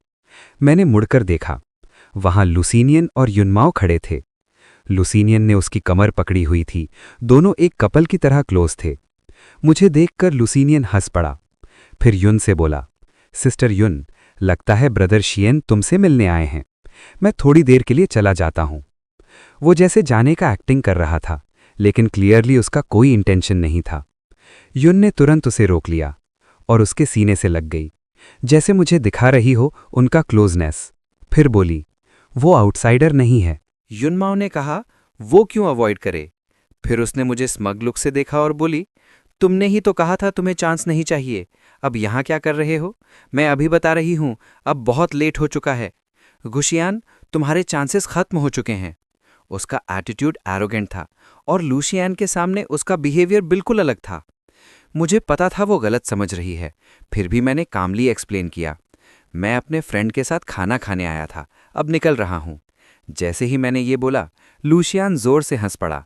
सॉरी ब्रदर शियान, मैं रोक नहीं पा रहा, पर सोचा नहीं था तुम इतने एक्स्ट्रावेगेंट हो जाओगे। अभी जॉब भी नहीं है और इतने बड़े होटल में खाना। उसकी बात का मतलब क्लियर था, वो मुझे झूठा और शो ऑफ बोल रहा था। युनमांग याओ ने मुझे देखा, उसकी आंखों में डिस्गस्ट और बढ़ गया। गुशियान, मुझे उम्मीद नहीं थी तुम ऐसे बन जाओगे। मैंने कुछ एक्सप्लेन नहीं किया, मुझे पता था वो बिलीव नहीं करेगी, चुप रहना ही बेटर था। मेरी साइलेंस देखकर उसे लगा मैं गिल्टी हूं। वो ठंडी हंसी के साथ बोली, अब समझ आ रहा है ना लाइफ कितनी मुश्किल है, अब रिग्रेट हो रहा है? मुझे हंसी आ गई। उसे अभी तक पता ही नहीं था मैं ऑलरेडी अपने फ्रेंड की कंपनी ज्वाइन कर चुका हूँ। मैं कुछ बोलने वाला था, तभी वो फिर बोली, मैं तुम्हें माफ़ नहीं करना चाहती थी, लेकिन हम इतने सालों से साथ हैं। मुझे तुमसे बिल्कुल फीलिंग्स नहीं है, ऐसा भी नहीं है। तुम इतनी दूर मेरे पास आए हो, इसलिए मैं तुम्हें एक और चांस देती हूँ। अब तुम अच्छा बिहेव करना। ये सुनकर मैं थोड़ा आईब्रो रेस किया और लूशियान की तरफ देखा। उसके फेस पर क्लियरली पैनिक था। शायद उसने ये एक्सपेक्ट नहीं किया था। वो धीरे से बोला, सिस्टर यून, अब अच्छे से सोच लो। लेकिन यून माओ ने उसकी बात इग्नोर कर दी। फिर मुझे देखकर बोली, सुना तुमने? बहुत लोग मुझे बोलते हैं तुमसे रिकंसाइल मत करो, कहते हैं तुम मेरे लायक नहीं रहे। तुम्हें पता है कितने लोग मुझे रोज बोलते थे तुमसे ब्रेकअप करने के लिए?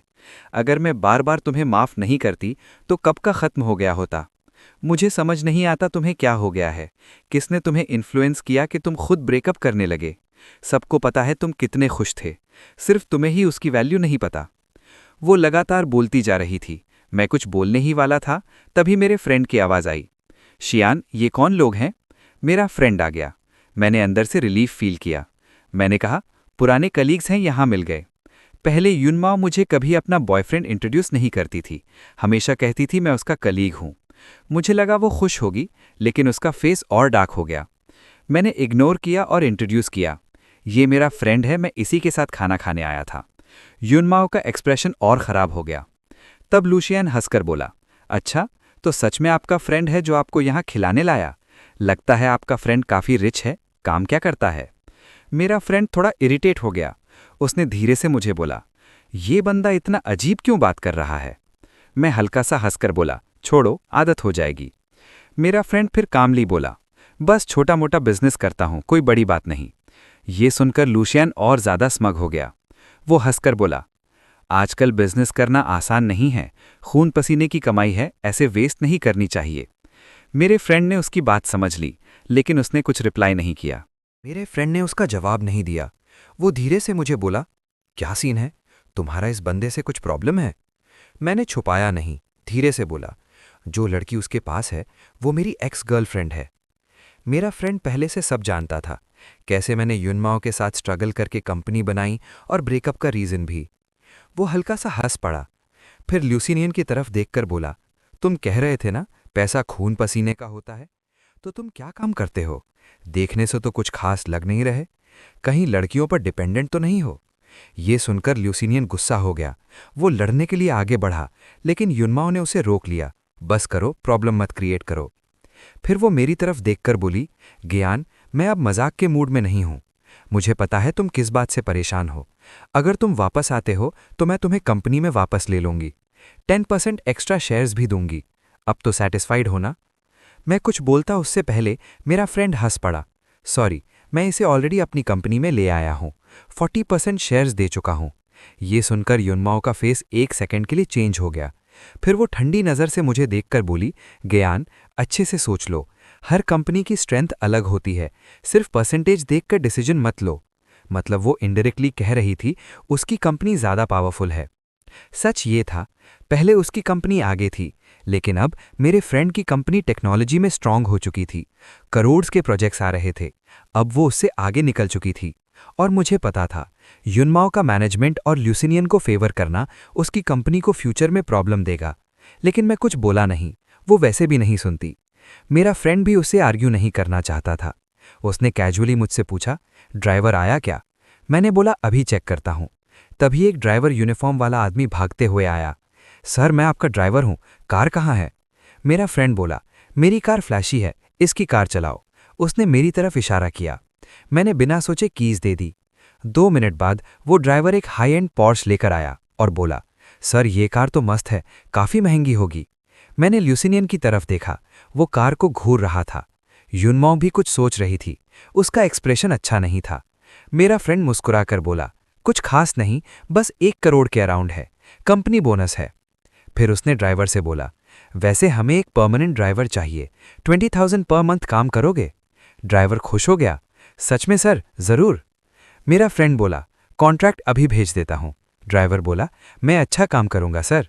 दोनों बात करने लगे। तब तक युनमाओ मुझे ठंडी नज़र से देखकर चुपचाप वहां से चली गई। ल्यूसिनियन भी उसके पीछे चला गया। थोड़ी देर बाद कॉन्ट्रैक्ट साइन हो गया। मैंने फ्रेंड से पूछा, तुमने सच में ड्राइवर हायर कर लिया? वो बोला, हाँ, पहले से प्लान था। तुम अब हमारी कंपनी का इंपॉर्टेंट पार्ट हो। आगे मीटिंग्स और पार्टीज होंगी, तुम्हें ड्रिंक करना पड़ेगा। हर बार ड्राइवर ढूंढना पॉसिबल नहीं। फिर मैंने बोला, पर सैलरी थोड़ी ज़्यादा नहीं है? मार्केट रेट से काफ़ी ज़्यादा है। युनमाओ की कंपनी में मेरी सैलरी भी सिर्फ 15,000 थी। मेरा फ्रेंड जैसे पहले से जानता था मैं ये पूछूंगा। उसने मेरे शोल्डर पर हाथ रखकर बोला, इतना भी ज्यादा नहीं है। जब तुम ड्रिंक करते हो, ड्राइवर तुम्हारी लाइफ हैंडल करता है। उसकी बात सही थी। मैंने और कुछ नहीं बोला। उसके बाद हम पूरी तरह प्रोजेक्ट पर फोकस करने लगे। कभी कभी फ्री टाइम में मैंने नोटिस किया, पहले युन मंगाओ बहुत पोस्ट्स करती थी, अब वो बिल्कुल क्वाइट हो गई। लुसिनियन भी चुप हो गया, शायद लास्ट इंसिडेंट के बाद। मैंने सोचा अब युन माओ भी गिव अप कर देगी और हम दोनों का कनेक्शन खत्म हो जाएगा।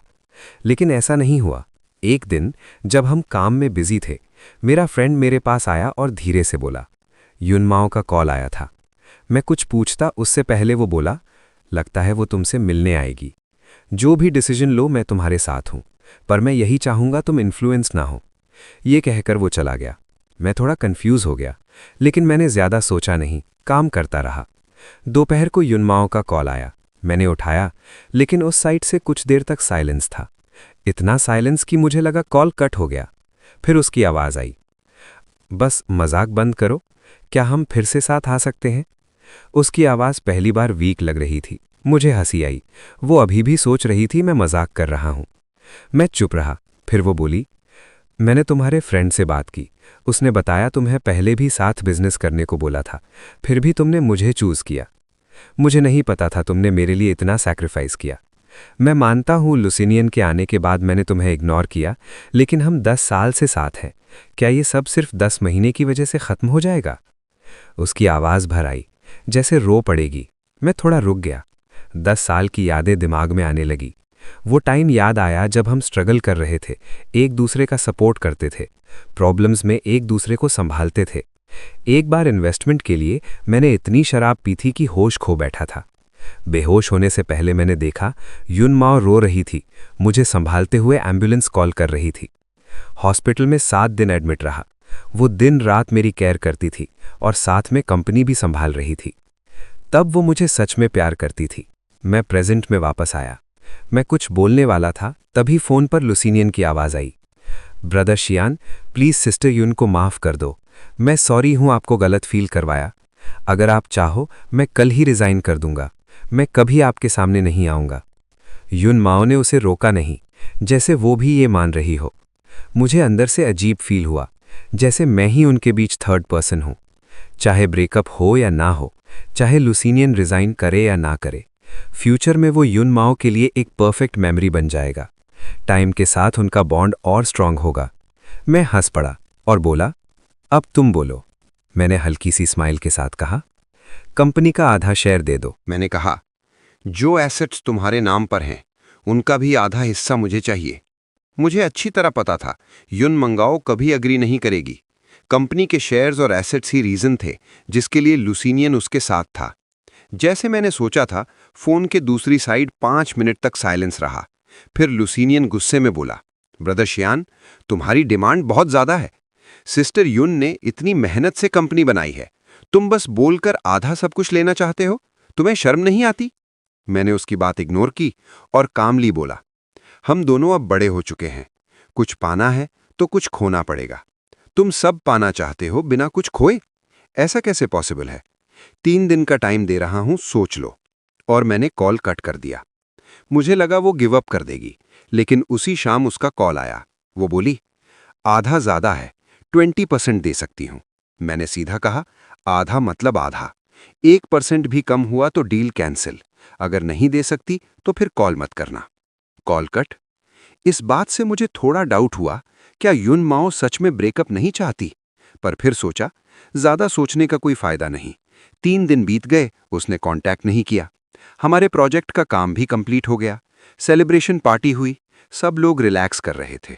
सुबह तक पार्टी चली। घर आकर मैं सो गया, तभी फोन आया। हाफ स्लीप में मैंने गलती से उठा लिया। दूसरी साइड से आवाज आई, क्या आप सिस्टर युन के बॉयफ्रेंड हो? वो यहाँ बहुत ड्रिंक करके बैठी हैं, घर नहीं जा रही। उनके फ़ोन से आपका नंबर मिला है, क्या आप आ सकते हैं? मैं थोड़ा होश में आया। मैंने कहा, अब किसी और को बुला लो। उन्होंने बोला, लेकिन वो कह रही हैं अगर आप नहीं आए और उन्हें कुछ हो गया तो आप रिस्पॉन्सिबल होंगे। मुझे हंसी आई। मैं उठा और बोला, लोकेशन भेजो। उन्होंने भेज दिया। मैंने क्या किया? पुलिस को कॉल किया, उन्हें सिचुएशन और लोकेशन बता दी, फोन म्यूट करके वापस हो गया। जब उठा तो युन माओ के 10+ मिस्ड कॉल्स थे और बहुत सारे मैसेजेस। पहले शॉक, फिर गुस्सा, फिर गाली, फिर इमोशनल ब्रेकडाउन। मैं सिर्फ एक छोटी गलती की थी, मैंने तुम्हें चीट नहीं किया, फिर तुम इतने हार्टलेस क्यों हो? मैं पढ़ ही रहा था तभी उसका कॉल फिर आया। इस बार मैंने उठाया, उसकी आवाज़ कमज़ोर थी। शियोन, मैंने सोच लिया, मैं हार गई। मैं तुम्हें नहीं छोड़ सकती। हाफ शेयर्स तुम्हारे, मेरे एसेट्स का भी आधा तुम्हारा। वापस आ जाओ। मैंने टाइम देखा, 5 दिन हो चुके थे। मैं कामली बोला, सॉरी, 3 दिन का टाइम खत्म हो गया। अब मेरा डिसीजन चेंज हो चुका है। वो कुछ बोलने वाली थी लेकिन जोर से खांसने लगी। थोड़ी देर बाद उसने कहा, तुम इतने बदल कैसे गए? मैं सिर्फ हल्का सा मुस्कुरा दिया और कुछ नहीं बोला। पहले यून माओ भी ऐसे ही करती थी। छोटी बात का बहाना बनाकर मेरा बोनस काट देती थी और वो पैसे ल्यूसिनियन को दे देती थी। आज मैं बस वही कर रहा हूं जो उसने मेरे साथ किया था। सच है, जब तक खुद पर ना गुजरे इंसान को दर्द समझ नहीं आता। उसे मेरी इंटेंशन समझ आ गई। उसने ठंडी हंसी के साथ बोला, गुशियांग, मैं तुम्हें अब पहचान नहीं पा रही। फिर वो जोर से खांसने लगी। उसकी सांस हैवी हो रही थी। मुझे एक पल के लिए लगा पूछूं कैसी हो, लेकिन फिर सोचा वो इसे मेरी केयर समझेगी, इसलिए मैंने चुप रहना बेटर समझा। वो खुद ही बोली, मुझे बुखार है शियन, मैं अभी हमारे पुराने घर में हूं। मैंने वो घर वापस खरीद लिया। जब तुम्हें बुखार था और मैं तुम्हारे पास नहीं थी, क्या तुम भी ऐसे ही दुखी थे जैसे मैं अब हूं? मैंने कोई जवाब नहीं दिया। वो फिर बोली, जो पेंटिंग्स तुमने मेरे लिए बनाई थीं, वो सब कहाँ है? मैंने पूरा घर ढूंढ लिया, कहीं नहीं मिली। शियम, तुमने संभाल के रखी है या फेंक दी? उसकी आवाज अब कांप रही थी, जैसे एक बच्ची रो रही हो। मैंने एक गहरी सांस ली और सीधा बोला, मैंने सब जला दिया। कुछ सेकंड्स के लिए वो चुप हो गई, फिर जोर से हंसने लगी और फिर रो पड़ी। उसकी रोने की आवाज फोन से आ रही थी। वो बोली, ये घर हमारी यादों से भरा है, लेकिन मुझे कहीं भी हमारा निशान नहीं मिल रहा। तुम इतने क्रूएल कैसे हो गए? तुमने बोला घर बेचोगे और सच में बेच दिया। सब कुछ इतना साफ कर दिया जैसे कभी हम साथ थे ही नहीं। मैं क्या करूं अब? फिर वो बोली, मैंने ल्यूसिनियन का नाम भी हटा दिया उस घर से। मैं सब ठीक करना चाहती हूं, एक चांस दो। वो जोर जोर से रो रही थी, उसकी आवाज टूट रही थी। अगर ये पहले होता मैं टूट जाता, उसे देख नहीं पाता ऐसे। लेकिन अब मुझे सब क्लियर था। वो सिर्फ अब वीक है इसलिए रिग्रेट फील कर रही है। अगर मैं वापस गया तो सब फिर से रिपीट होगा। मैंने ठंडे टोन में बोला, जिद मत करो, ल्यूसिनियन को बोलो तुम्हें हॉस्पिटल ले जाए। मुझे काम है, मैं कॉल रख रहा हूं। और मैंने फोन कट कर दिया। इस बार मैं सच में वापस मुड़ने वाला नहीं था। अब वो कैसी है मेरे लिए मैटर नहीं करता। मैं रेडी होकर ऑफिस गया। जैसे ही मैं अंदर गया, एटमॉस्फेयर काफी एनर्जेटिक था। सब लोग खुश थे। मेरा फ्रेंड भागते हुए आया, मेरा हाथ पकड़कर बोला, ब्रो, हमारा प्रोजेक्ट लाइव हो गया। 2 घंटे में 80 मिलियन व्यूज। क्लाइंट बहुत हैप्पी है। वो हमारे साथ लॉन्ग टर्म कॉन्ट्रैक्ट साइन करना चाहते हैं। ये एक बड़ा अचीवमेंट था। उस मंथ सबको बोनस मिला। सबका मूड और मोटिवेशन हाई हो गया। मैंने अपना बोनस और घर बेचने का पैसा यूज करके एक नया घर लिया। इस बार घर मैंने अपनी पसंद से चूज किया। डिजाइन भी खुद बनाया। पहला घर भी मैंने ही डिजाइन किया था, लेकिन वो यून माओ के टेस्ट पर बेस था। इस बार सब कुछ मेरा था। मैंने ब्लूप्रिंट बनाया और एक ट्रस्टेड कंस्ट्रक्शन टीम को दिया। काम के बाद मैं खुद भी साइट चेक करने जाता था। आना जाना, काम। कुछ दिन काफी टायरिंग रहे। इतना काम करने से मेरी बॉडी थक गई थी। एक दिन स्टेयर्स चढ़ते वक्त मेरा पैर फिर से हर्ट हो गया। मुझे कुछ दिन रेस्ट लेना पड़ा। मैं साइट पर कम जाने लगा। मेरा फ्रेंड बोला, थोड़ा रेस्ट करो, मैं देख लूंगा। लेकिन मुझे अपने नए घर का फाइनल लुक देखने का एक्साइटमेंट था, इसलिए आज भी मैं काम के बाद वहां चला गया। जैसे ही पार्किंग में पहुंचा, मैंने एक फेमिलियर फिगर देखा, यून माओ। वो कार के पास खड़ी थी, विंड ब्रेकर पहने हुए, मास्क लगाकर। उसका फेस पहले से ज्यादा वीक लग रहा था। आंखों के नीचे हल्का ब्लू शेड था। मैं 1 सेकंड के लिए रुक गया, फिर नॉर्मल चलने लगा। मैंने पूछा, यहाँ क्या कर रही हो? मुझे सरप्राइज नहीं हुआ, उसके कनेक्शन स्ट्रांग थे। मुझे ढूंढना मुश्किल नहीं था, पहले बस वो एफर्ट नहीं करती थी। वो बोली, मुझे तुमसे बात करनी है। उसकी आवाज हैवी थी, जैसे अभी भी फुली ठीक नहीं हुई। वो बोली, कार में बात करते हैं।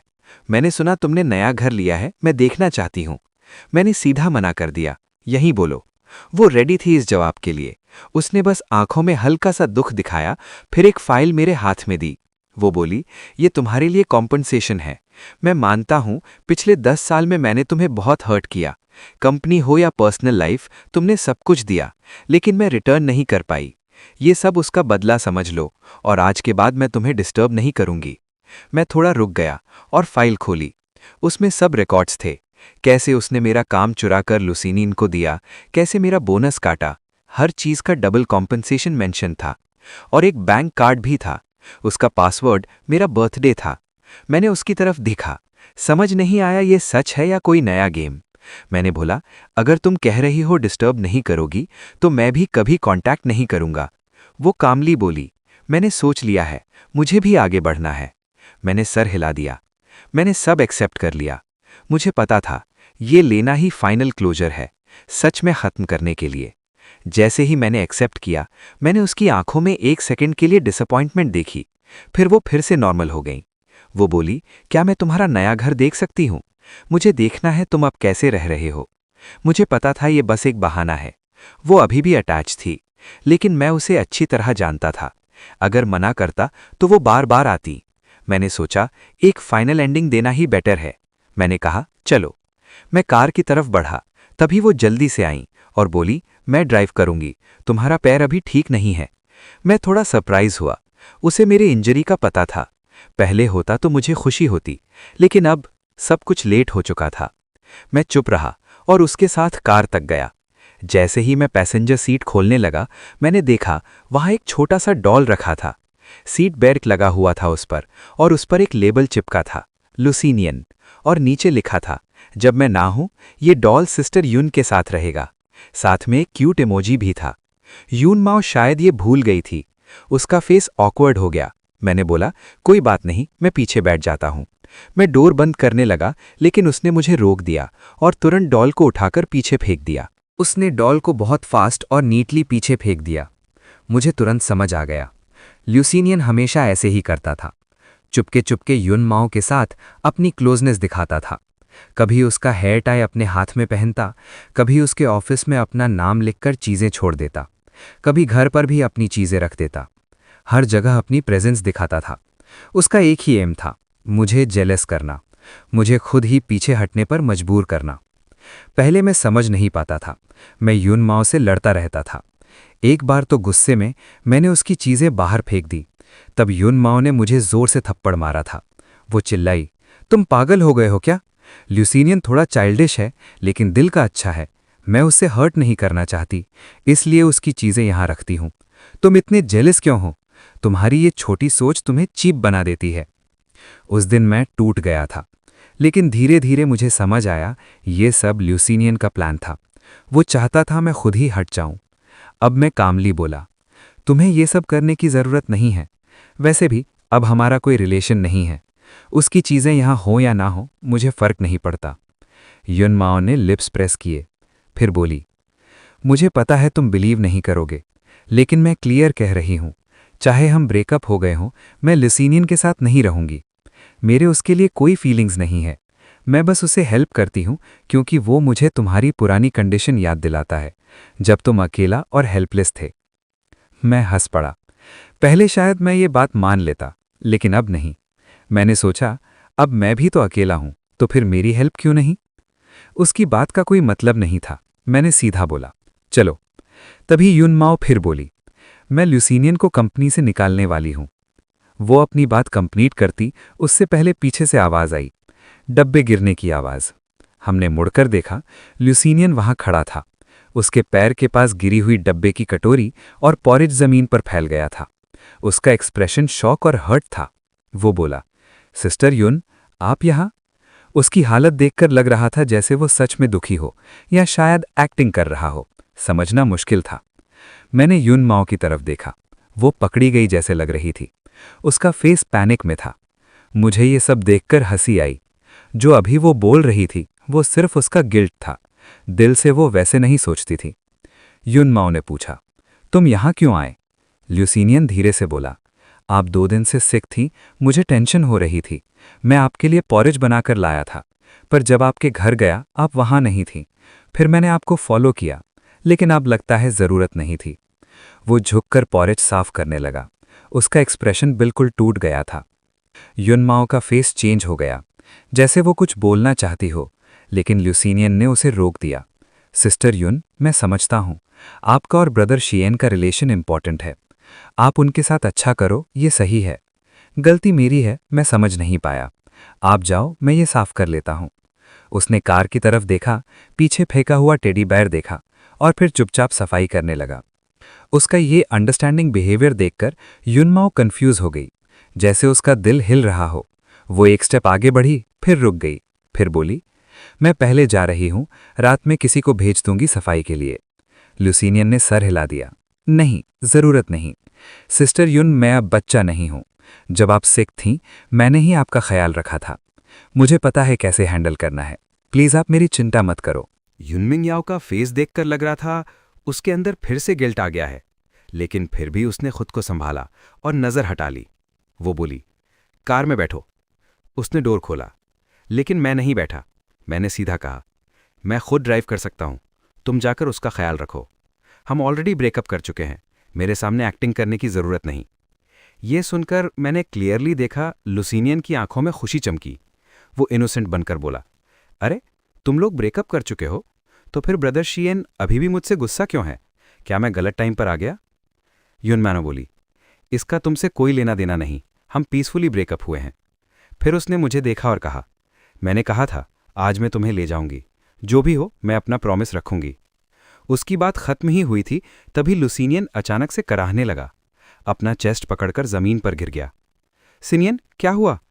युनमाओ का फेस तुरंत चेंज हो गया। वो बिना सोचे उसके पास भागी, उसे उठाया। लुसीनियन बिल्कुल वीक एक्टिंग कर रहा था, कुछ बोल भी नहीं रहा था।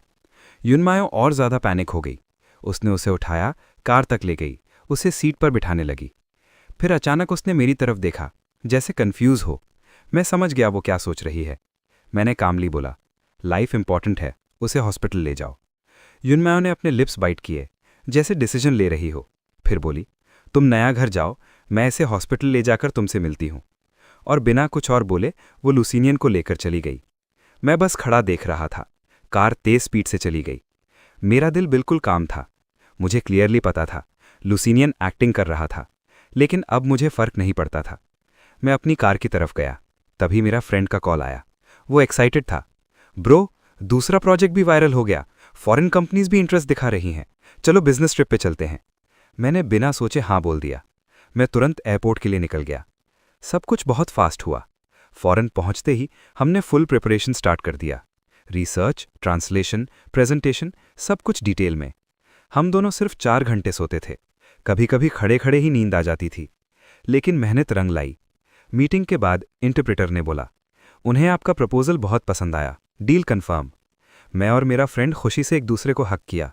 उस रात हम फाइनली चैन से सोए। इतने दिन हमने फ़ोन तक चेक नहीं किया था। तब मैंने देखा युनमाओ के काफ़ी मिस्ड कॉल्स और मैसेजेस थे। वो तब के थे जब मैं अब्रॉड पहुंचा था। उसने लिखा था, मैं तुम्हारे नए घर के नीचे हूं, तुम कहाँ हो? मुझे सरप्राइज हुआ, वो सच में मुझे ढूंढने आई थी। लेकिन अब इसका कोई मतलब नहीं था। मैंने इग्नोर कर दिया। कुछ दिन बाद मैं वापस आ गया। रात का टाइम था। मैं घर आया, बेड पर लेटते ही डोर पर जोर जोर से नॉक होने लगा। आवाज इतनी तेज थी जैसे कोई गुस्सा निकाल रहा हो। मैं इरिटेट होकर डोर खोलने गया। जैसे ही डोर खोला, एक लड़की सीधा अंदर घुस गई। मैं रिएक्ट भी नहीं कर पाया, वो मुझे धक्का देकर अंदर ले आई। उसके बॉडी से स्ट्रॉन्ग अल्कोहल स्मेल आ रही थी और एक फेमिलियर परफ्यूम की खुशबू भी। और कौन हो सकता था? वो युनमिंग याओ ही थी। मैंने थोड़ा हेल्पलेस होके पूछा, फिर से यहाँ क्यों आई हो? हमारा तो सब खत्म हो चुका है ना? वो नशे में थी, हल्का सा हंसी और बोली, हाँ, खत्म हो गया, मैं और लूसीनियन अब साथ हैं। खुश हो?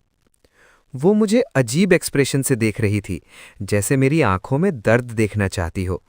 लेकिन मैं बिल्कुल काम था। ये सब मैं पहले ही एक्सपेक्ट कर चुका था। मैंने सीधा बोला, फिर यहाँ क्यों आई हो, इतनी रात को इतना पीकर? क्या तुम्हारे बॉयफ्रेंड को पता है? मैं उसे कॉल करता हूँ, वो तुम्हें ले जाएगा। मैं फ़ोन निकालने लगा, लेकिन वो गुस्से में आ गई। उसने मेरा फ़ोन छीनकर ज़ोर से फेंक दिया। फ़ोन टूट गया। वो चिल्लाई, तुम्हें ज़रा भी फीलिंग्स नहीं है? पता है, उस दिन मैं तुम्हारा इंतज़ार करती रही, तुम मुझे इग्नोर करके भाग गए, तुम तो फ़ौरन भी चले गए। वो हंसी, फिर उंगली दिखाकर बोली, गुयान, तुम झूठे हो। मुझे रिग्रेट है तुम्हारे साथ रहना। हमें पहले ही ब्रेकअप कर लेना चाहिए था। वो ऑलमोस्ट कंट्रोल लूज कर चुकी थी। मैं थोड़ा टेंशन में आ गया, नेबर्स डिस्टर्ब हो सकते थे। लेकिन तभी लूसी नियान वहां आ गया। उसने मुझे एक स्ट्रांग लुक दिया, फिर युनमाओ का हाथ पकड़कर बोला, चलो, तुमने बहुत पी ली है, मैं तुम्हें घर ले चलता हूं। युनमाओ थोड़ी शांत हो गई। उसने एक लास्ट बार मुझे देखा, फिर बिना कुछ बोले लूसी नियान के साथ चली गई। उस दिन के बाद मुझे युनमाओ के बारे में ज्यादा कुछ पता नहीं चला। कभी कभी लूसी नियान सोशल मीडिया पर उनकी फोटोज डालता, लेकिन जल्दी डिलीट भी कर देता। फिर धीरे धीरे सब क्लियर होने लगा। मेरे फ्रेंड ने बताया, उसकी कंपनी का हाल खराब हो रहा है, मैनेजमेंट वीक हो गया था, एम्प्लॉयज रिजाइन करने लगे। लूसी नियान भी प्रॉब्लम्स क्रिएट कर रहा था। एक बार तो उसने गुस्से में इंपॉर्टेंट प्रपोजल फाड़ दिया, कंपनी का लाखों का नुकसान हो गया। युनमाओ ने उसे फायर कर दिया, लेकिन फिर भी वो दोनों साथ रह रहे थे। रिलेशनशिप और भी टॉक्सिक हो गया था। कभी कभी तो उनकी लड़ाई इतनी बढ़ जाती थी कि हॉस्पिटल तक बात पहुंच गई। मेरे कुछ पुराने कलीग्स भी मेरे पास आए। वो सब लॉयल लोग थे। मैंने और मेरे फ्रेंड ने उन्हें अपनी कंपनी में ले लिया। मैंने कुछ ज्यादा रिएक्ट नहीं किया, मुझे सब समझ आ रहा था। युनमाओ का डाउनफॉल स्टेप बाय स्टेप वही हो रहा था जो एक्सपेक्टेड था। उसकी सक्सेस भी लूसी नियान की वजह से, और फेलियर भी उसी की वजह से। अगर वो वक्त पर रुक जाती तो सब बच सकता था, लेकिन अब वो रुकना नहीं चाहती थी और गलती पे गलती करती जा रही थी। दूसरी तरफ मेरी लाइफ बेटर होती जा रही थी। मेरे फ्रेंड की कंपनी ग्रो कर रही थी, फॉरेन प्रोजेक्ट सक्सेसफुल रहे, नए कॉन्ट्रैक्ट्स मिलते रहे। मैं धीरे धीरे अपनी लाइफ रीबिल्ड कर रहा था, और सबसे इम्पॉर्टेंट, इस बार मैं खुद के लिए जी रहा था। सिर्फ 3 महीने में ही मैंने वो अचीव कर लिया जो मैं पहले 1 साल में करने का प्लान बना रहा था। उसके बाद मैं और मेरा फ्रेंड कंपनी को और एक्सपैंड करने के बारे में बात करने लगे। हमारी सोच काफी मैच करती थी, लेकिन बहुत सारे फैक्टर्स देखकर हमने प्लान ड्रॉप कर दिया। कुछ दिन तक डिस्कशन चलता रहा, लेकिन फाइनल प्लान रेडी नहीं हुआ। कभी कभी हम आर्ग्यू भी करते थे, लेकिन मेरा फ्रेंड युनमाओ जैसा नहीं था। पहले जब भी मेरा और युनमाओ का काम पर डिसएग्रीमेंट होता, वो सीधा बोल देती थी, मेरे तरीके से करो। चाहे वो सही हो या गलत, उससे फर्क नहीं पड़ता था। नहीं मानो तो प्रपोजल रिजेक्ट। लेकिन मेरा फ्रेंड मेरी बात ध्यान से सुनता था, फिर अपनी ओपिनियन देता था। हमारे आर्ग्यूमेंट्स हमें और मैच्योर बना रहे थे। आज भी एक डिस्कशन के बाद मैं थक कर घर आया। नया घर अब रेडी हो चुका था। मैं बाथटब में बैठकर रिलैक्स कर रहा था, सोच रहा था नेक्स्ट स्टेप क्या होगा। तभी फोन आया। मैंने हाथ साफ करके फोन उठाया। कॉलर देखकर थोड़ा सरप्राइज हुआ। युनमंग आया हो। लास्ट बार मिलने के बाद लगभग 6 महीने हो गए थे। कभी कभी बिजनेस पार्टीज में मिलते थे, बस फॉर्मल हेलो फिर अलग। लेकिन हर बार मुझे लुसिनियन की जलती हुई नजरें फील होती थी। समझ नहीं आता था इतने टाइम बाद भी वो इनसिक्योर क्यों है। मैंने कॉल उठाया। वो बोली, शियन, मेरे घर का वाटर पाइप टूट गया है, क्या तुम आकर देख सकते हो? उसकी आवाज़ थोड़ी अजीब थी, जैसे अभी रो कर आई हो। मैंने सीधा बोला, रिपेयरमैन बुला लो या लुसिनियन को बुलाओ। मुझे ये स्ट्रेंज लगा। अब हमारा कोई रिलेशन नहीं था, फिर भी वो मुझे कॉल कर रही थी। कुछ सेकंड साइलेंस रहा, फिर वो बोली, मैं और लुसिनियन ब्रेकअप कर चुके हैं, उसे कंपनी से भी निकाल दिया, अब हमारा कोई कांटेक्ट नहीं है। मैं थोड़ा सरप्राइज हुआ।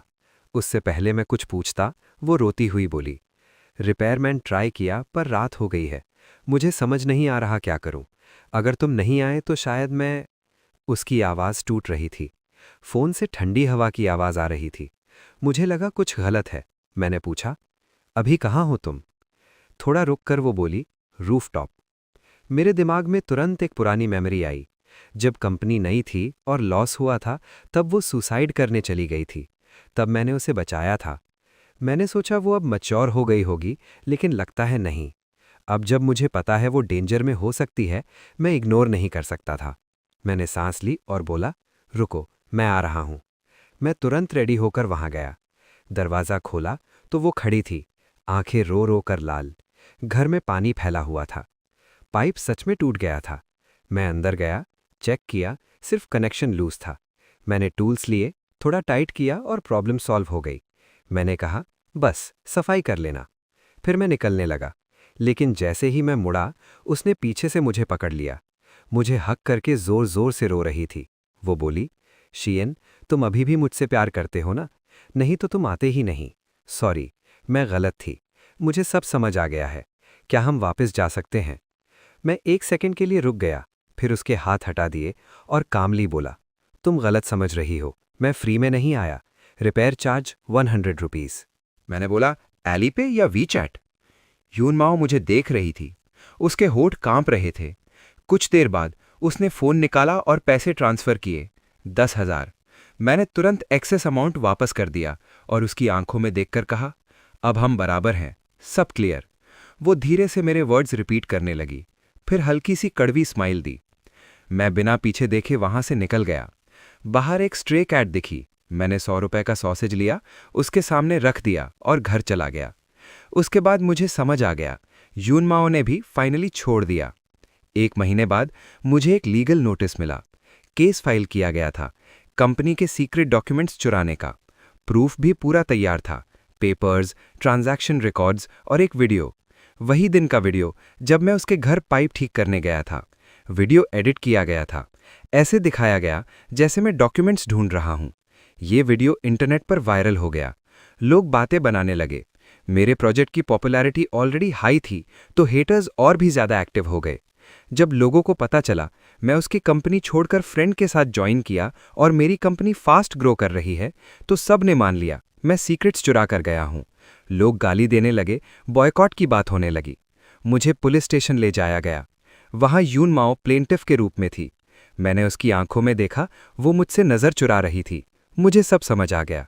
मैंने कामली बोला, तुम और लुसीनियन अभी भी साथ हो ना? कंपनी के सीक्रेट्स एक्चुअली उसने चुराए हैं। उसे बचाने के लिए तुम मुझे यूज़ कर रही हो। उस दिन पाइप वाला ड्रामा भी इसी प्लान का पार्ट था। मैं बिल्कुल काम था। मैंने और भी चीज़ें नोटिस की थी उस दिन। घर में मेंस स्लीपर्स, बाथरूम में सिगरेट बट्स, विंडो पर ब्लू वेलवेट कर्टन्स, जो उसे बिल्कुल पसंद नहीं थे। तब मैंने इग्नोर किया, लेकिन अब सब क्लियर था। यून माओ ने धीरे से कहा, मैं भी नहीं चाहती थी ऐसा हो, लेकिन लुसीनियन अभी यंग है, उसका फ्यूचर खराब नहीं हो सकता। मैंने हंसकर पूछा, और मेरा? 9 साल तक मैं तुम्हारे साथ था, सब कुछ दिया, मुझे बर्बाद करना ठीक है? मैं उसकी तरफ देखकर बोला, याद है मैं तुम्हें कहाँ से निकाल कर लाया था? उसका बॉडी हल्का सा कांप गया। उसे सब याद था। वो एक कंजर्वेटिव फैमिली से थी, जहां उसे मार पड़ती थी, उसकी लाइफ कंट्रोल की जा रही थी। मैंने अपने पैसे देकर उसे आज़ादी दिलाई थी। उसने रोकर मुझे हक किया था और बोला था, अब हम हमेशा साथ रहेंगे। आज वो किसी और के लिए मुझे छोड़ चुकी थी। मैं उसे ब्लेम नहीं करता, लेकिन ये एक्सेप्ट भी नहीं कर सकता। मैं उसकी तरफ देखता रहा, लास्ट होप के साथ। कुछ सेकंड्स बाद उसने ठंडी आवाज में कहा, समझ लो मैंने तुम्हारे साथ अच्छा नहीं किया। और फिर उसने मेरी तरफ देखना भी बंद कर दिया।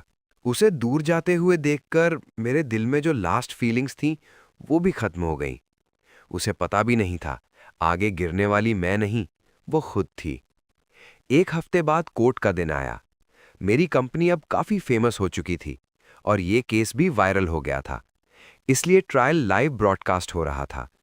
यून माओ का लॉयर बहुत अग्रेसिव था, मुझे ट्रैप करने की कोशिश कर रहा था। यून माओ साइड में चुप बैठी थी, मेरी तरफ देखने की हिम्मत भी नहीं कर रही थी। ऑडियंस में लुसीनियन बैठा था, मुझे देखकर स्मग स्माइल दे रहा था, जैसे उसे पूरा यकीन हो मैं हार जाऊंगा। लेकिन जब मेरे फ्रेंड ने एविडेंस निकाला, सब शॉक हो गए। एक रिकॉर्डिंग प्ले हुई जिसमें यून माओ और लुसीनियन की साजिश क्लियरली सुनाई दे रही थी। सब सच समझ गए, कंपनी के सीक्रेट्स लुसीनियन ने बेचे थे और उसे बचाने के लिए मुझे फंसाया गया था। रिकॉर्डिंग में लुसीनियन रो रहा था। सिस्टर युन, मैं गलत था, चाहे मार लो पर मुझे छोड़ना मत। फिर थप्पड़ की आवाज आई और उसकी एक्टिंग भी, खुद को मारना, ड्रामा करना। कोर्ट में बैठा लुसीनियन का फेस सफेद पड़ गया। वो चिल्लाने लगा, ये सब झूठ है, ये फेक रिकॉर्डिंग है। वो उठकर एविडेंस छीनने जा रहा था, लेकिन स्टाफ ने उसे पकड़ लिया। तब रिकॉर्डिंग में युन माओ की आवाज आई, ठीक है, मैं लास्ट टाइम तुम्हारी हेल्प करूंगी। पूरा कोर्ट रूम शॉक हो गया। लाइव चैट में लोग गाली देने लगे। जज ने युन माओ से पूछा, क्या ये रिकॉर्डिंग असली है? सब उसकी तरफ देख रहे थे। लुसीनियन उससे बोल रहा था, प्लीज बोलो ये फेक है। लेकिन युन माओ उठकर उसके पास गई और बिना वार्निंग के उसे जोर से थप्पड़ मारा। फिर सीधा बोला, रिकॉर्डिंग सच है, मैंने ही गुजियान को फंसाया। पूरा कोर्ट साइलेंट हो गया। फिर ऑनलाइन लोग और भी ज्यादा रिएक्ट करने लगे। लुसीनियन पूरी तरह टूट गया। वो युन माओ पर अटैक करने लगा, लेकिन स्टाफ ने उसे कंट्रोल कर लिया। बाद में युन माओ मेरे पास आई और पूछा, तुम्हें पहले से कैसे पता था? मैंने कामली जवाब दिया, जब मैं तुम्हारे घर से निकला मेरे फ्रेंड को सब पता चल गया था। उसने मुझे वॉर्न भी किया था। उस दिन जब मैं तुम्हारे घर आया मुझे पता था ये ट्रैप हो सकता है, फिर भी मैं आया, सिर्फ तुम्हारे लिए नहीं, अपने प्लान के लिए भी। सच ये था, मैं और मेरा फ्रेंड काफी टाइम से युन माओ की कंपनी एक्वायर करना चाहते थे, लेकिन मौका नहीं मिल रहा था। और फिर वो खुद ही हमें मौका दे गई। मैं थोड़ा रुक कर बोला, पहले मैं हेजिटेट कर रहा था, लेकिन उस दिन तुमने जो किया उसके बाद मुझे कोई डाउट नहीं रहा। उस दिन मैंने उससे सब सच बता दिया, वर्ड बाय वर्ड, जो वो कभी नहीं जानती थी। युन माओ बस हल्की सी मुस्कुराई, जैसे सब समझ गई हो, लेकिन उसकी स्माइल ठंडी थी। मुझे अंदर से अजीब सा फील हुआ, जैसे कुछ गलत होने वाला है। उसकी आंखों में एक अजीब चमक आई। तब मैंने देखा उसके हाथ में एक छोटा सा नाइफ था। मैं तुरंत रिएक्ट करने वाला था, लेकिन रुक, उससे पहले ही वो पलट गई और एक ही सेकंड में उसने लुसीनियन का गला काट दिया। सब कुछ इतना फास्ट हुआ, कोई समझ भी नहीं पाया। लुसीनियन आंखें फाड़कर खून के पूल में गिर गया। स्टाफ पैनिक हो गए, लेकिन तब तक देर हो चुकी थी। और उससे भी ज्यादा शॉक, युन माओ ने तुरंत अपनी रिस्ट भी काट ली। वो गिरते हुए मेरी तरफ देखती रही और हल्की सी मुस्कुराई, जैसे कह रही हो, इस बार last help. Scene completely chaotic हो गया। एम्बुलेंस आई, दोनों को हॉस्पिटल ले जाया गया। लुसीनियन बच नहीं पाया, वो मर गया। युन माओ जिंदा बच गई, लेकिन उसे अरेस्ट कर लिया गया। कोर्ट ने उसे डेथ सेंटेंस दिया। ऑनलाइन पब्लिक ओपिनियन भी चेंज हो गया। सच सबके सामने आ गया। मेरे फ्रेंड ने युन माओ की कंपनी एक्वायर करने का प्लान ड्रॉप कर दिया। उसने कहा, यह तरीका सही नहीं है। हमने डिसाइड किया, स्टेप बाय स्टेप अपनी ग्रोथ करेंगे। कुछ दिन बाद उसके लॉयर ने मुझे कांटेक्ट किया। युन माओ ने विल बनाई थी। उसने अपनी सारी प्रॉपर्टी, शेयर्स, एसेट्स सब मेरे नाम कर दिए थे। मैं कुछ देर तक सोचता रहा, फिर मैंने कंपनी का नाम बदल दिया और उसका पर्पस भी। अब हम क्या करते थे? उन लोगों की हेल्प जो गलती से ब्लैकलिस्ट हो जाते हैं। कंपनीज को सच बताते ताकि इनोसेंट लोग बर्बाद ना हों, और फीस भी बहुत कम रखते ताकि छोटे लोग भी अफोर्ड कर सकें। आज मैं एक बिल्डिंग के टॉप पर खड़ा हूं। नीचे पूरी सिटी चल रही है, लोग अपनी लाइफ में बिजी हैं, और मैं सिर्फ एक चीज समझ चुका हूं, फाइनल ट्रूथ। प्यार गलत इंसान से हो जाए तो वो तुम्हें बना भी सकता है और तोड़ भी सकता है, लेकिन सही वक्त पर छोड़ देना ही सबसे बड़ी जीत